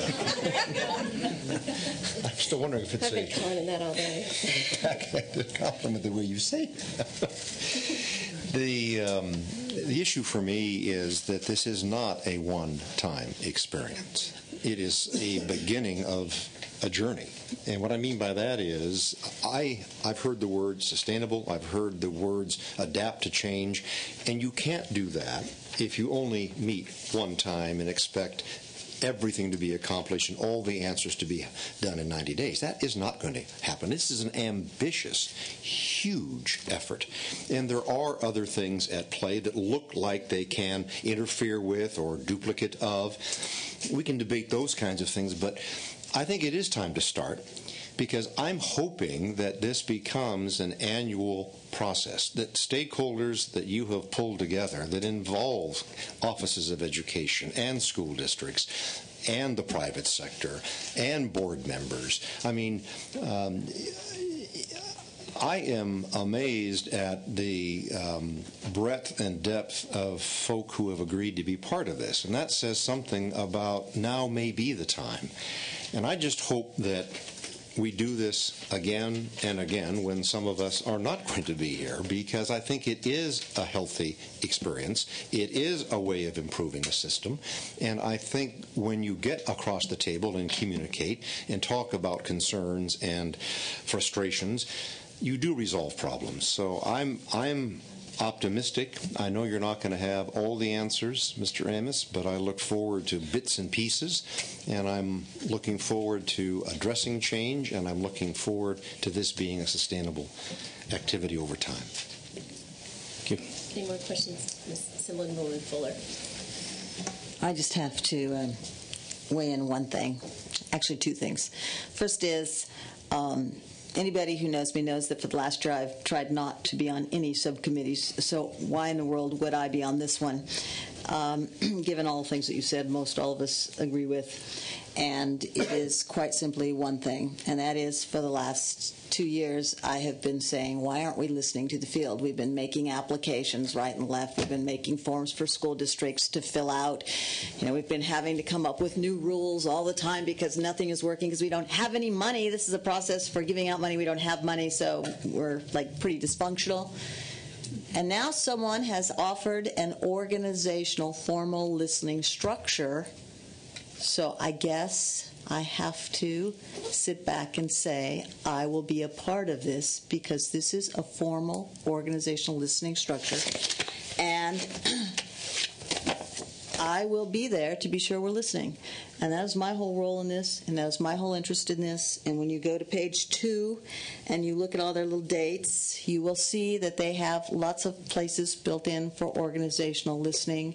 And when you look at who is on the list, you will see that there are stakeholders involved. I forgot which page it is, but it's the wheel, big page with the wheel. So, page 4. Page 2. Oh, I'm sorry. On your book, the binder, this binder thing. Here, let me pass that. It's this tab in your book. And it basically, if you go, it shows like January 21st, and it says there's the problem started March 5th, basically a town hall forum in Orville. And then there's a whole bunch of dates and a whole bunch of different places they're going to. And so you can pass that around if you want. And then on page 4, there is a whole bunch of people who are representative of organizational listening.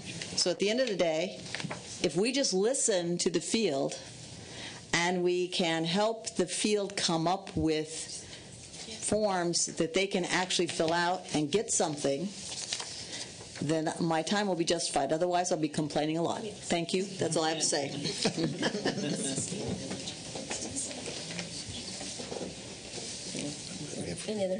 Any other questions or comments from board members? Is there any public comment on this item?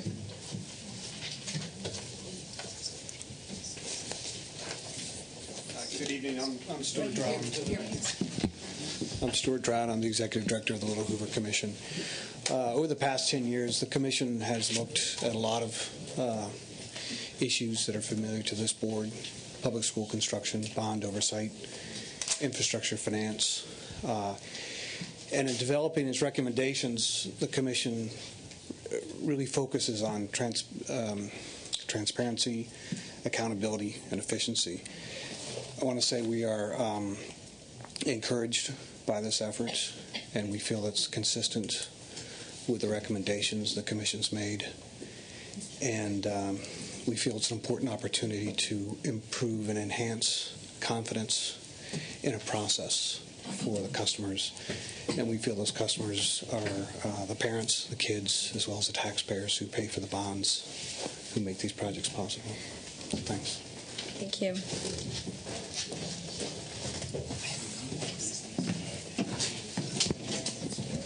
Eric Bach with the Los Angeles Unified School District.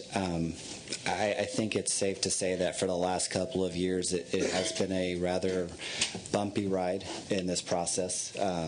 We are presented with a very unique opportunity that we have not had in years past.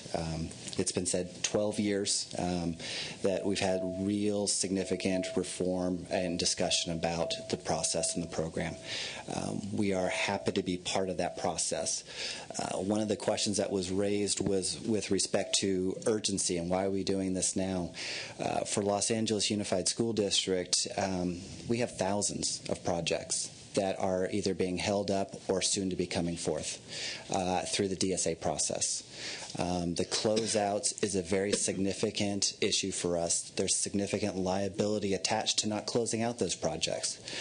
We have immense knowledge and experience in the subject, and we have shared that with DSA and DGS and actively have been working with them to identify areas that we can make improvements through the administrative process, through the regulatory process, and the legislative process.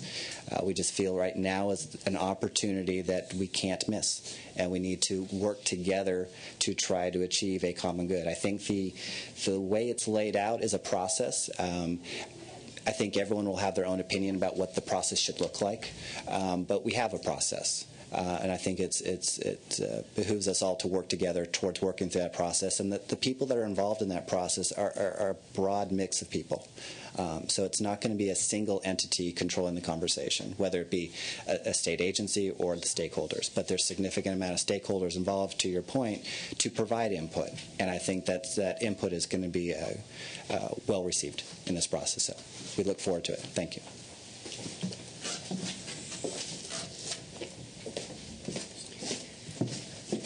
Good evening. Ana Ferreira with the County School Facilities Consortium. I would just say I appreciate the work that you all are doing on behalf of the 34 county offices of education that make up CSFC. I would I appreciate the comments about the depth and breadth of the folks who are involved, but I do not, and honestly, the transparency discussion, I haven't seen a whole lot of the committees and who's on them, but my understanding is that there isn't a county office of education that is also under financial hardship status. And I think you're leaving out a whole section of folks who participate in the SFP who have unique characteristics that should be represented on those committees. I'm sorry. And I do believe that that is one area where you are it's just missing in the committee makeup. So I would appreciate if you take a look at that. I have not seen a whole lot. I don't know if it's on the website, the committee schedules, or the committees themselves, but if we're going to be transparent, I think you should be including all of those things somewhere where we can all take a look, because we don't have representation, and someone doesn't have a binder from every group that you're considering that actually takes advantage and is one of your customers under the SFP. Thank you. Do you want to respond? We secured a lot of input, and I appreciate the opportunity to respond from many of the members in this room. And the feedback we got from a lot of working groups is that we needed to extend to Kern County, to Sacramento, to Orange County, and to a number of COEs which are involved in the process. I can truly appreciate that we can do a better job of communicating who's in the process. This process has just begun. But more importantly, I think that if we find that there's a gap in any of representation, we'd want to hear that or include them in the process. So you guys can talk about this. It's just Kern County isn't under financial hardship. But isn't Val Verde, because Val Verde's on here? She's saying They're not county office. The county office ahead. We've got school district. You got school districts. Yes. Oh, I see. Yes. Okay. We've got to be able to sunshine this. Okay. Thank you. Thank you. Madam Chair, members, Tom Duffy again for Cash. We're troubled that there has been conflict with the board, and that the legislative members and members of the administration have not always looked at things such as audits in the same way. We respect the board. We respect all the members. And we want to make sure that the efforts that Mr. Amos is making will be sustained as there is change, because just looking at you, there's 4 of you that are probably not going to be here when this advances into the future. What we will try to do is, we've been included, and we appreciate that very much, Mr. Amos.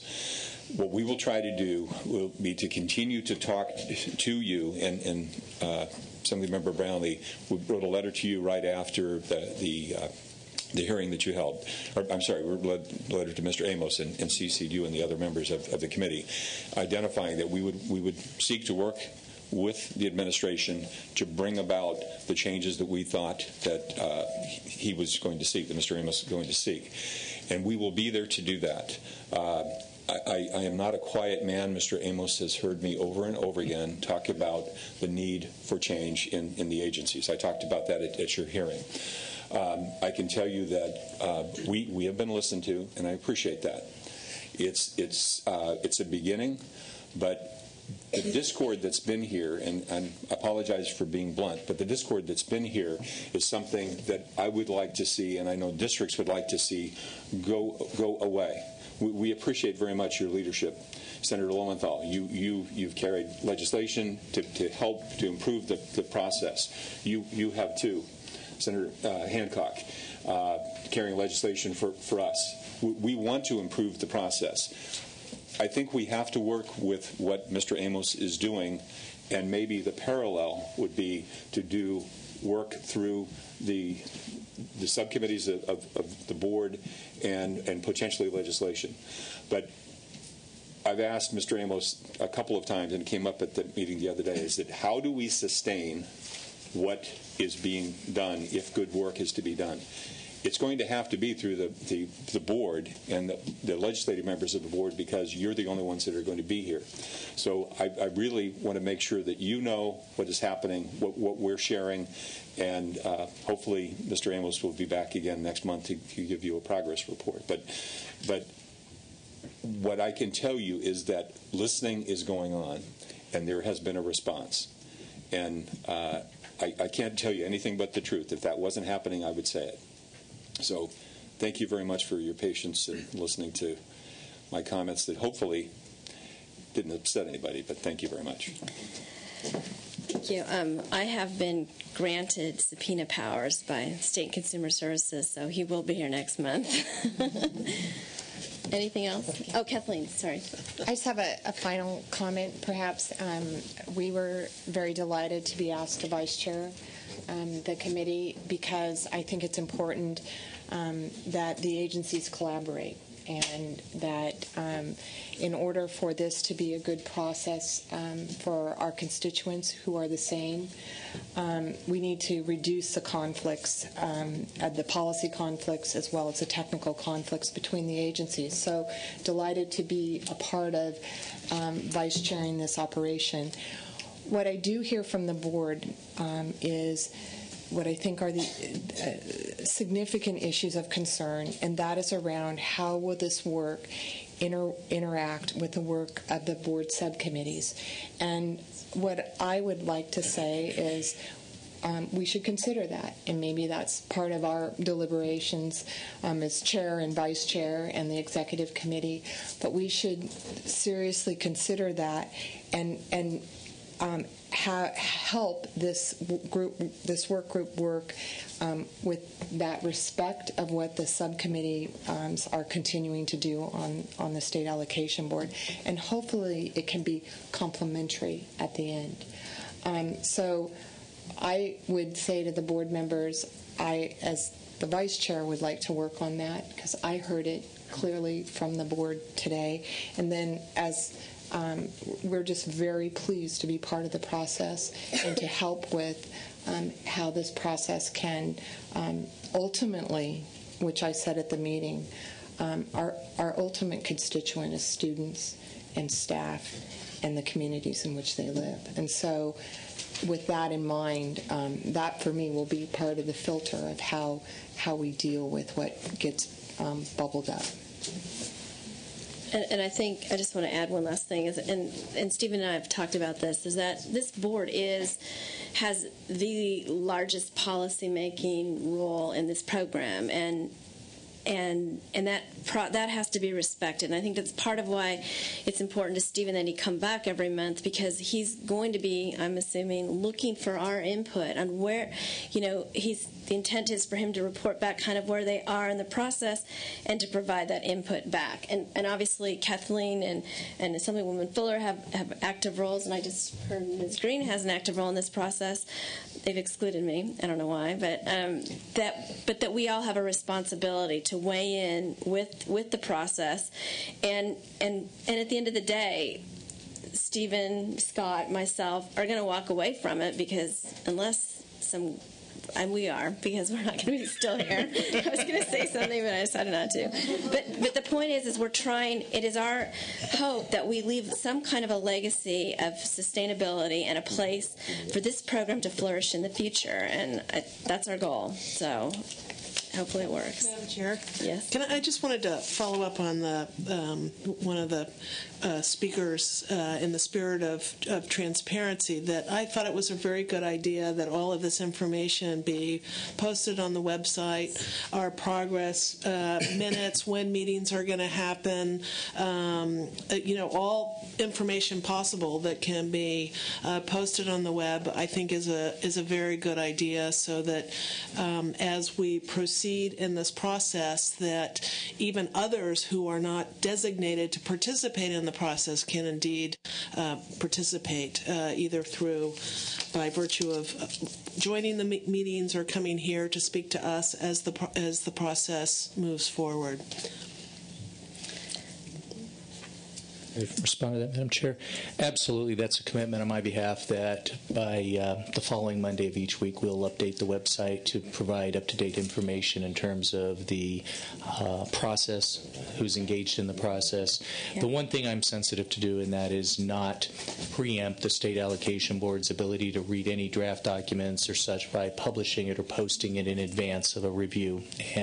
But I do think that we can speak to the process, identify who's engaged in the process, the timelines, and the expectations, goals, and objectives. But there's no reason why this, the construct and the architecture of this can't get posted on the website. That is absolutely correct. Thank you.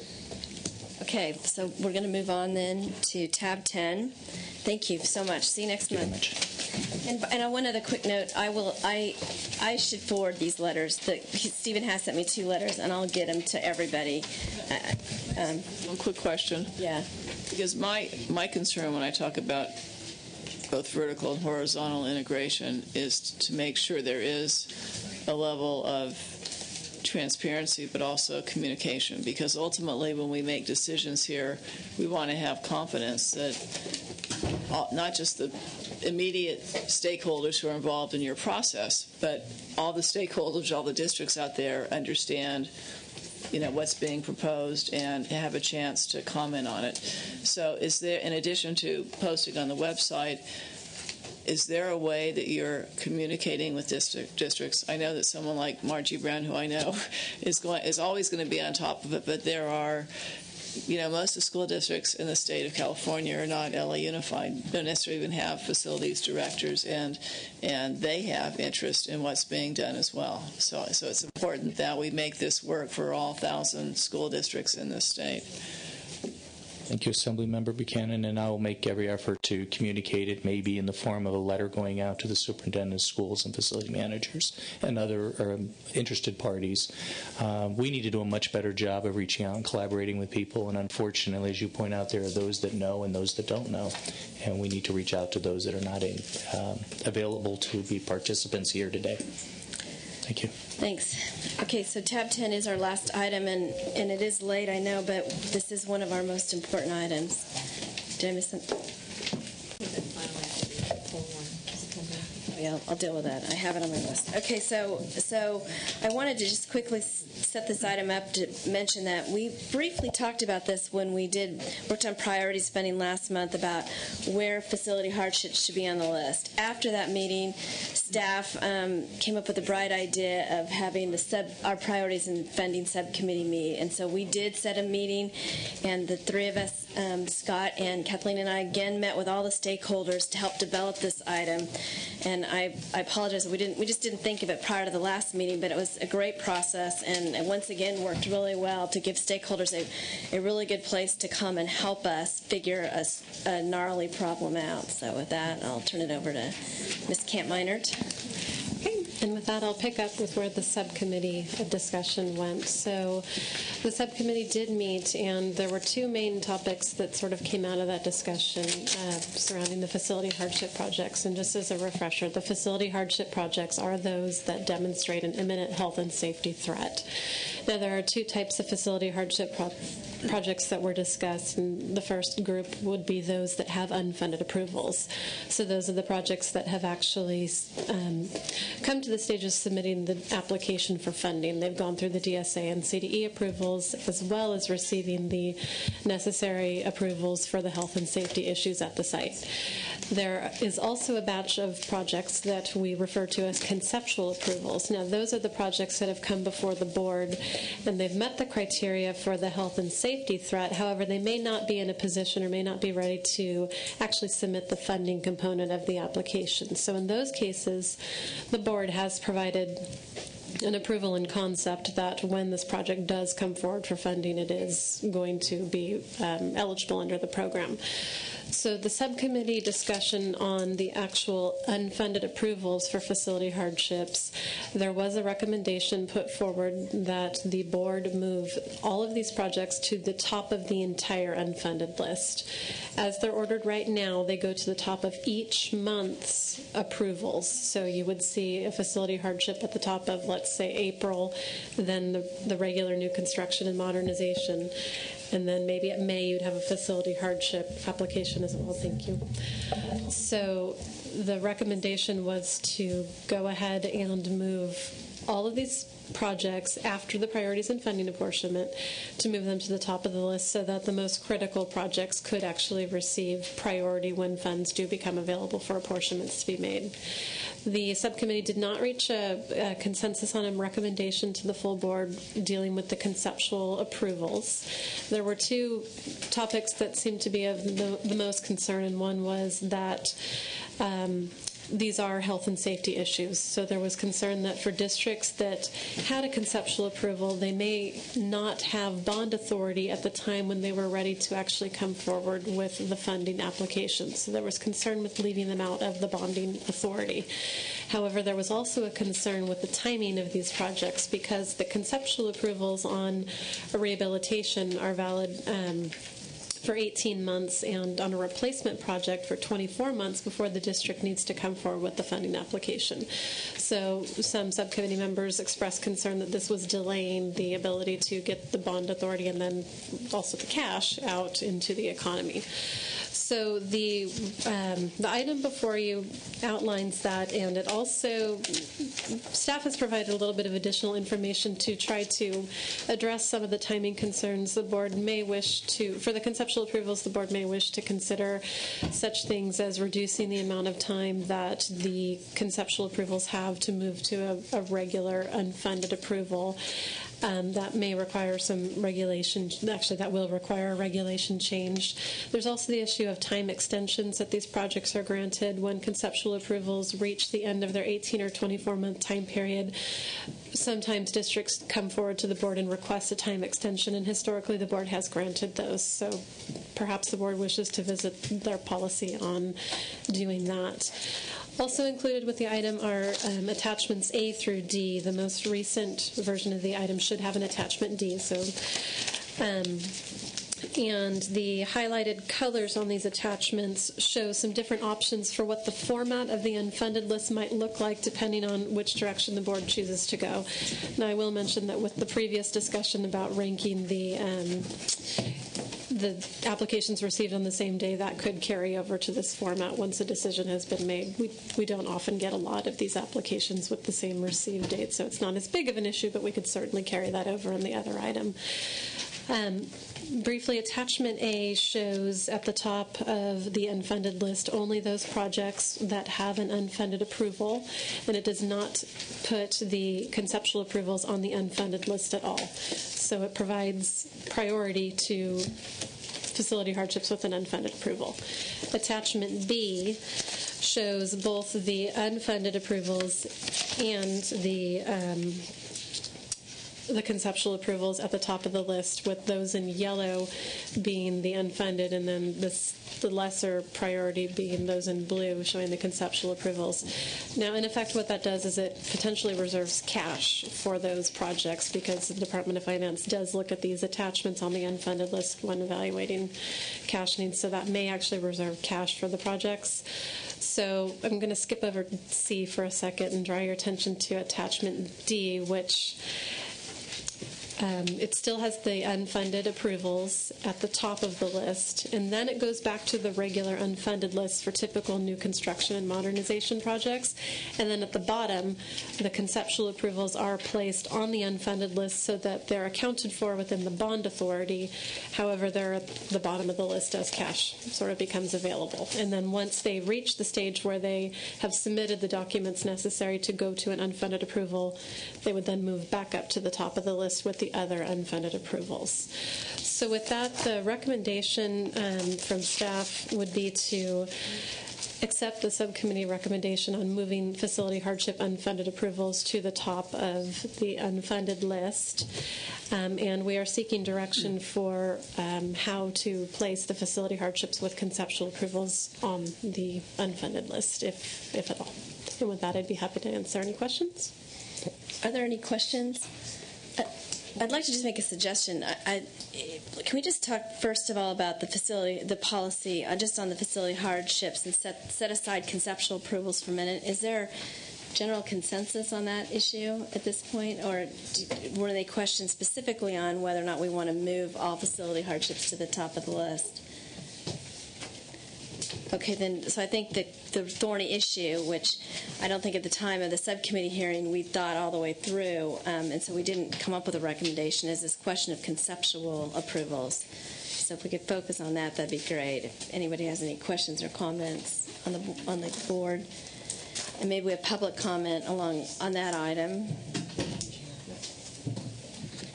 I do have a question on the conceptuals, because per our discussion, my understanding is with conceptuals, someone comes and says, we have this health and safety issue, this is where we are with our district, and everything is presented, and you say, yes, that will qualify for a critical hardship grant.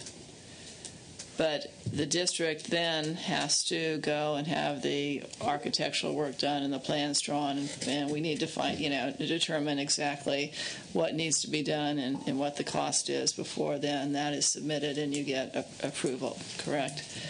And I believe you told me that some of the conceptual approvals you can have a lag. I think that you told me the longest lag was 5 years between then and when it's submitted, which, on the one hand, I'm thinking to myself, if this really is a health and safety issue, it shouldn't take 5 years, but I know I've seen school districts strapped for money.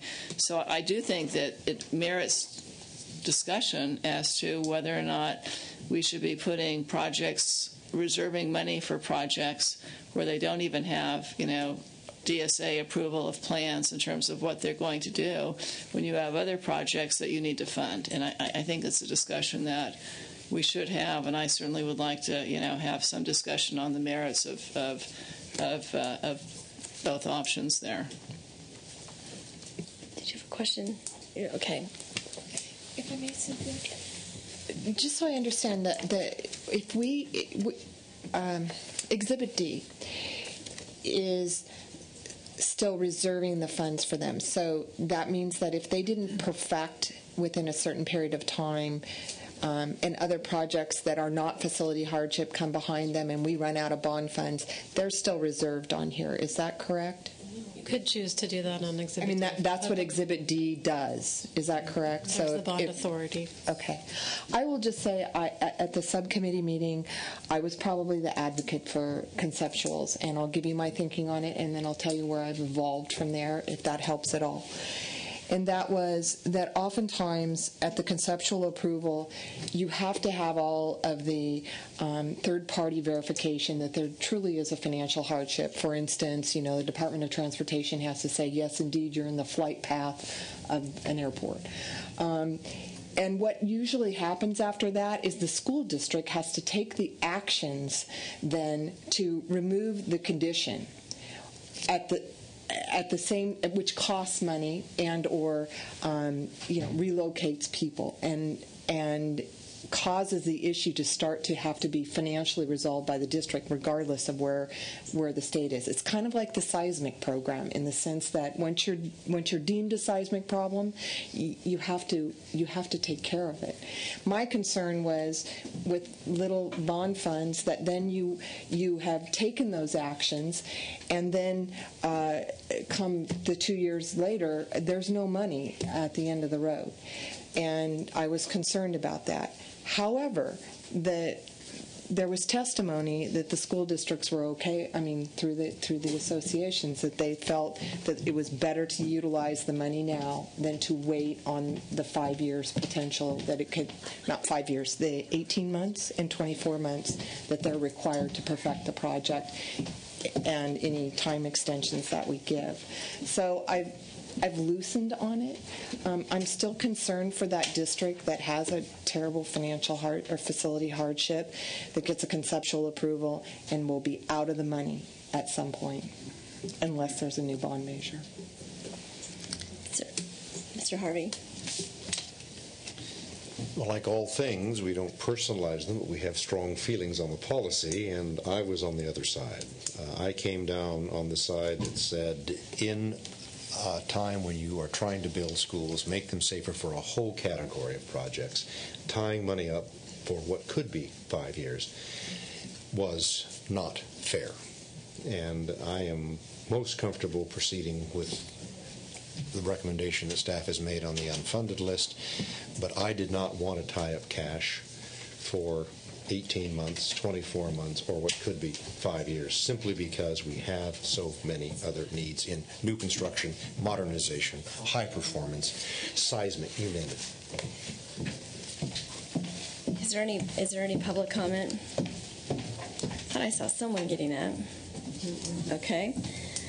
Well, what is the will of the board? I mean, I'll just say I go back and forth on this. There's part of me that thinks that these schools that are in here now with conceptual approval, that we kind of I don't want to say we owe them something because they can get their acts together and get everything done. I know it's difficult, all the things that are going on in school districts, but on the other hand, it seems very difficult to say to a district, yeah, it's great, we gave you conceptual approval, but sorry, we're out of funds. We're out of authority, and you're done. And we don't know when the next bond's going to be. And so they are health and safety. I think it's a priority for the state to provide, to address those needs. So I've actually made the staff go back and do option D. So I like option D. I like letting the conceptual approvals be on the list, and maybe there's a cutoff. Maybe we say that conceptual approvals through now we're going to reserve authority for them, and we provide notice to anyone now who comes in for conceptual approval. You may be out of luck. Although I suppose that was always inherently there for schools that were coming in on it. I don't know. If I may, Cynthia, it's a $15 million issue, if I understand the list correctly. $22 million are currently all the way through the process and would rise to the top of the list. And then $37 million would be the universe if we included the conceptuals, which, if I did my math correctly, is the difference, which in our program is pretty small, although it's millions of dollars, but in percentage-wise, it's pretty small reservation. you would encourage us to do the conceptuals and you saw me capitulate a bit. I was very strong about it in the beginning. I did, though, listen to, school districts that, or the testimony that said we prefer that the money go out. But as I look at the dollar amount, if we keep it only to the universe that we're talking about right now, which is the ones that we know are in, the dollar amount differential is quite low. I was going to say, we've had discussions about changing rules mid-game before. I don't think we should change the rules mid-game for those who have conceptuals who believe they have an approval. But I just think going forward, if someone comes to us and we say, yes, this will qualify, it's then the onus is on that district to get the architect or whoever and get those plans in as soon as possible and get approval and get the project done. Because I don't think we should be, if districts are telling us we shouldn't be tying up funds, I don't think we should be tying up funds for other projects, because you can have modernization projects for schools that are 50 or 60 years old that may not technically be considered critical hardship programs, but schools that desperately need to be modernized. And so, if something's a health and safety issue and someone hasn't gotten their plans approved for 5 years, then how much of a health and safety issue is it? So my suggestion would be that for those where they believe they have a commitment and we've put them on the list, that we not change the rules mid-game. But I certainly believe going forward that we shouldn't be, we shouldn't be approving funding until projects are actually approved. If I may help to clarify, I don't think that the conceptuals have had a guarantee from us. So if that helps you with your thought process on that, they've never had a guarantee. They've had to come forward, so we're actually giving them something that they wouldn't expect if we include them. Right, you would be the way you're describing it would be what is in here is option B, where it's just the projects that have finished. They're gone from beyond conceptual to is that what we call final? They have the final approval, and they're on the unfunded list. We're just moving them to the top of the list, or we would be if that's the will of the board. Okay. Well, is there any other questions or thoughts? A motion, perhaps? Well, I would be willing to try to pull what seems to be the consensus out here, which is that we fund the groups in yellow on attachment D, and we say that we will honor the unfunded list for the conceptuals that are there. But there aren't actually any right now. These are for demonstration. Right now, there are no conceptual approvals on the unfunded list. And I think one thing Barbara could have. Do we have a policy issue and a release of funds issue? No, we have. What it is that the unfunded list is the tool that is used by the Department of Finance and the state treasurer to know how much pending bond authority we are asking for. What is our bond authority that's committed now? That's how they view this list. And so if we're going to reserve bond authority for conceptual approvals, it has to be on this list. It's not about approving them for funding. It's really about saying to the state treasurer, saying to the Department of Finance, this is what we reserved bond authority for, because that's what the unfunded list. And we're getting to the place where this unfunded, at the time when we pass where there's no more bond authority, we'll have a different kind of a list, hopefully in somebody else's chair, Don. But for now, think of the unfunded list as being bond authority we're reserving, as well as commitments to funding we've made. And so that's why the question of whether or not it goes on the list is about whether we want to reserve authority. So that, and we don't do that presently. Presently, those conceptual approvals are tracked somewhere else, and we could run out of bond authority, and they would be out of luck if they hadn't converted whatever. I guess it's converted. There's a word. Does that make sense? Yeah. So if we're going to stick with our current commitment, we would just make a motion on option 1A. Option A. Option A, which is number 1 on the staff recommendation. We could just move through them. May I just ask a question? Uh-huh. My thing turned green. There we go. Too long. So don't all projects have to go through a conceptual stage? I mean, no. Most projects, for facility hardship, they can come in and get a conceptual approval. Most other projects have to come in and have plans approved. And these are your typical projects that are non-financial hardship, facility hardship, excuse me. For hardship, facility hardship projects. Yes. So they come have in. the option. They Most come of them in do. with their money, their plans. They're ready to go. No, we've been seeing most districts come in and get a conceptual approval first, and then go out and get the plans approval. And But the is advantage there of any, that. I mean, but is so every project, every hardship project goes through that process. Some after the conceptual phase and after approval of the conceptual phase, some school districts react quicker than others. Correct? Yeah. Again, but the conceptual is an option. Some districts have come in with actual plans. Why and do they want to conceptual. know? I mean, explain that again. Why did they want it? Why do they come and ask for conceptual approval? What do they want to know? It gives the school districts certain assurances that the board has approved this certain condition as a health and safety, as a facility hardship, and they can move forward under this program.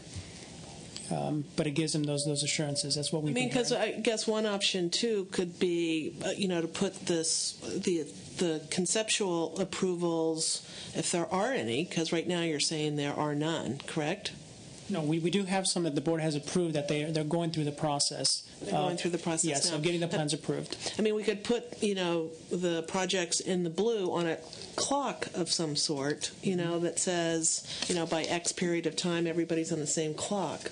They have, X period of time to get to the completion of their project. I mean, I'm a little sympathetic to the issue that if a school is in a hardship situation and has to expend dollars to rectify the situation immediately, and then has to go through a process, I'm a little sympathetic to that. But on the other hand, I kind of concur with the idea that they should,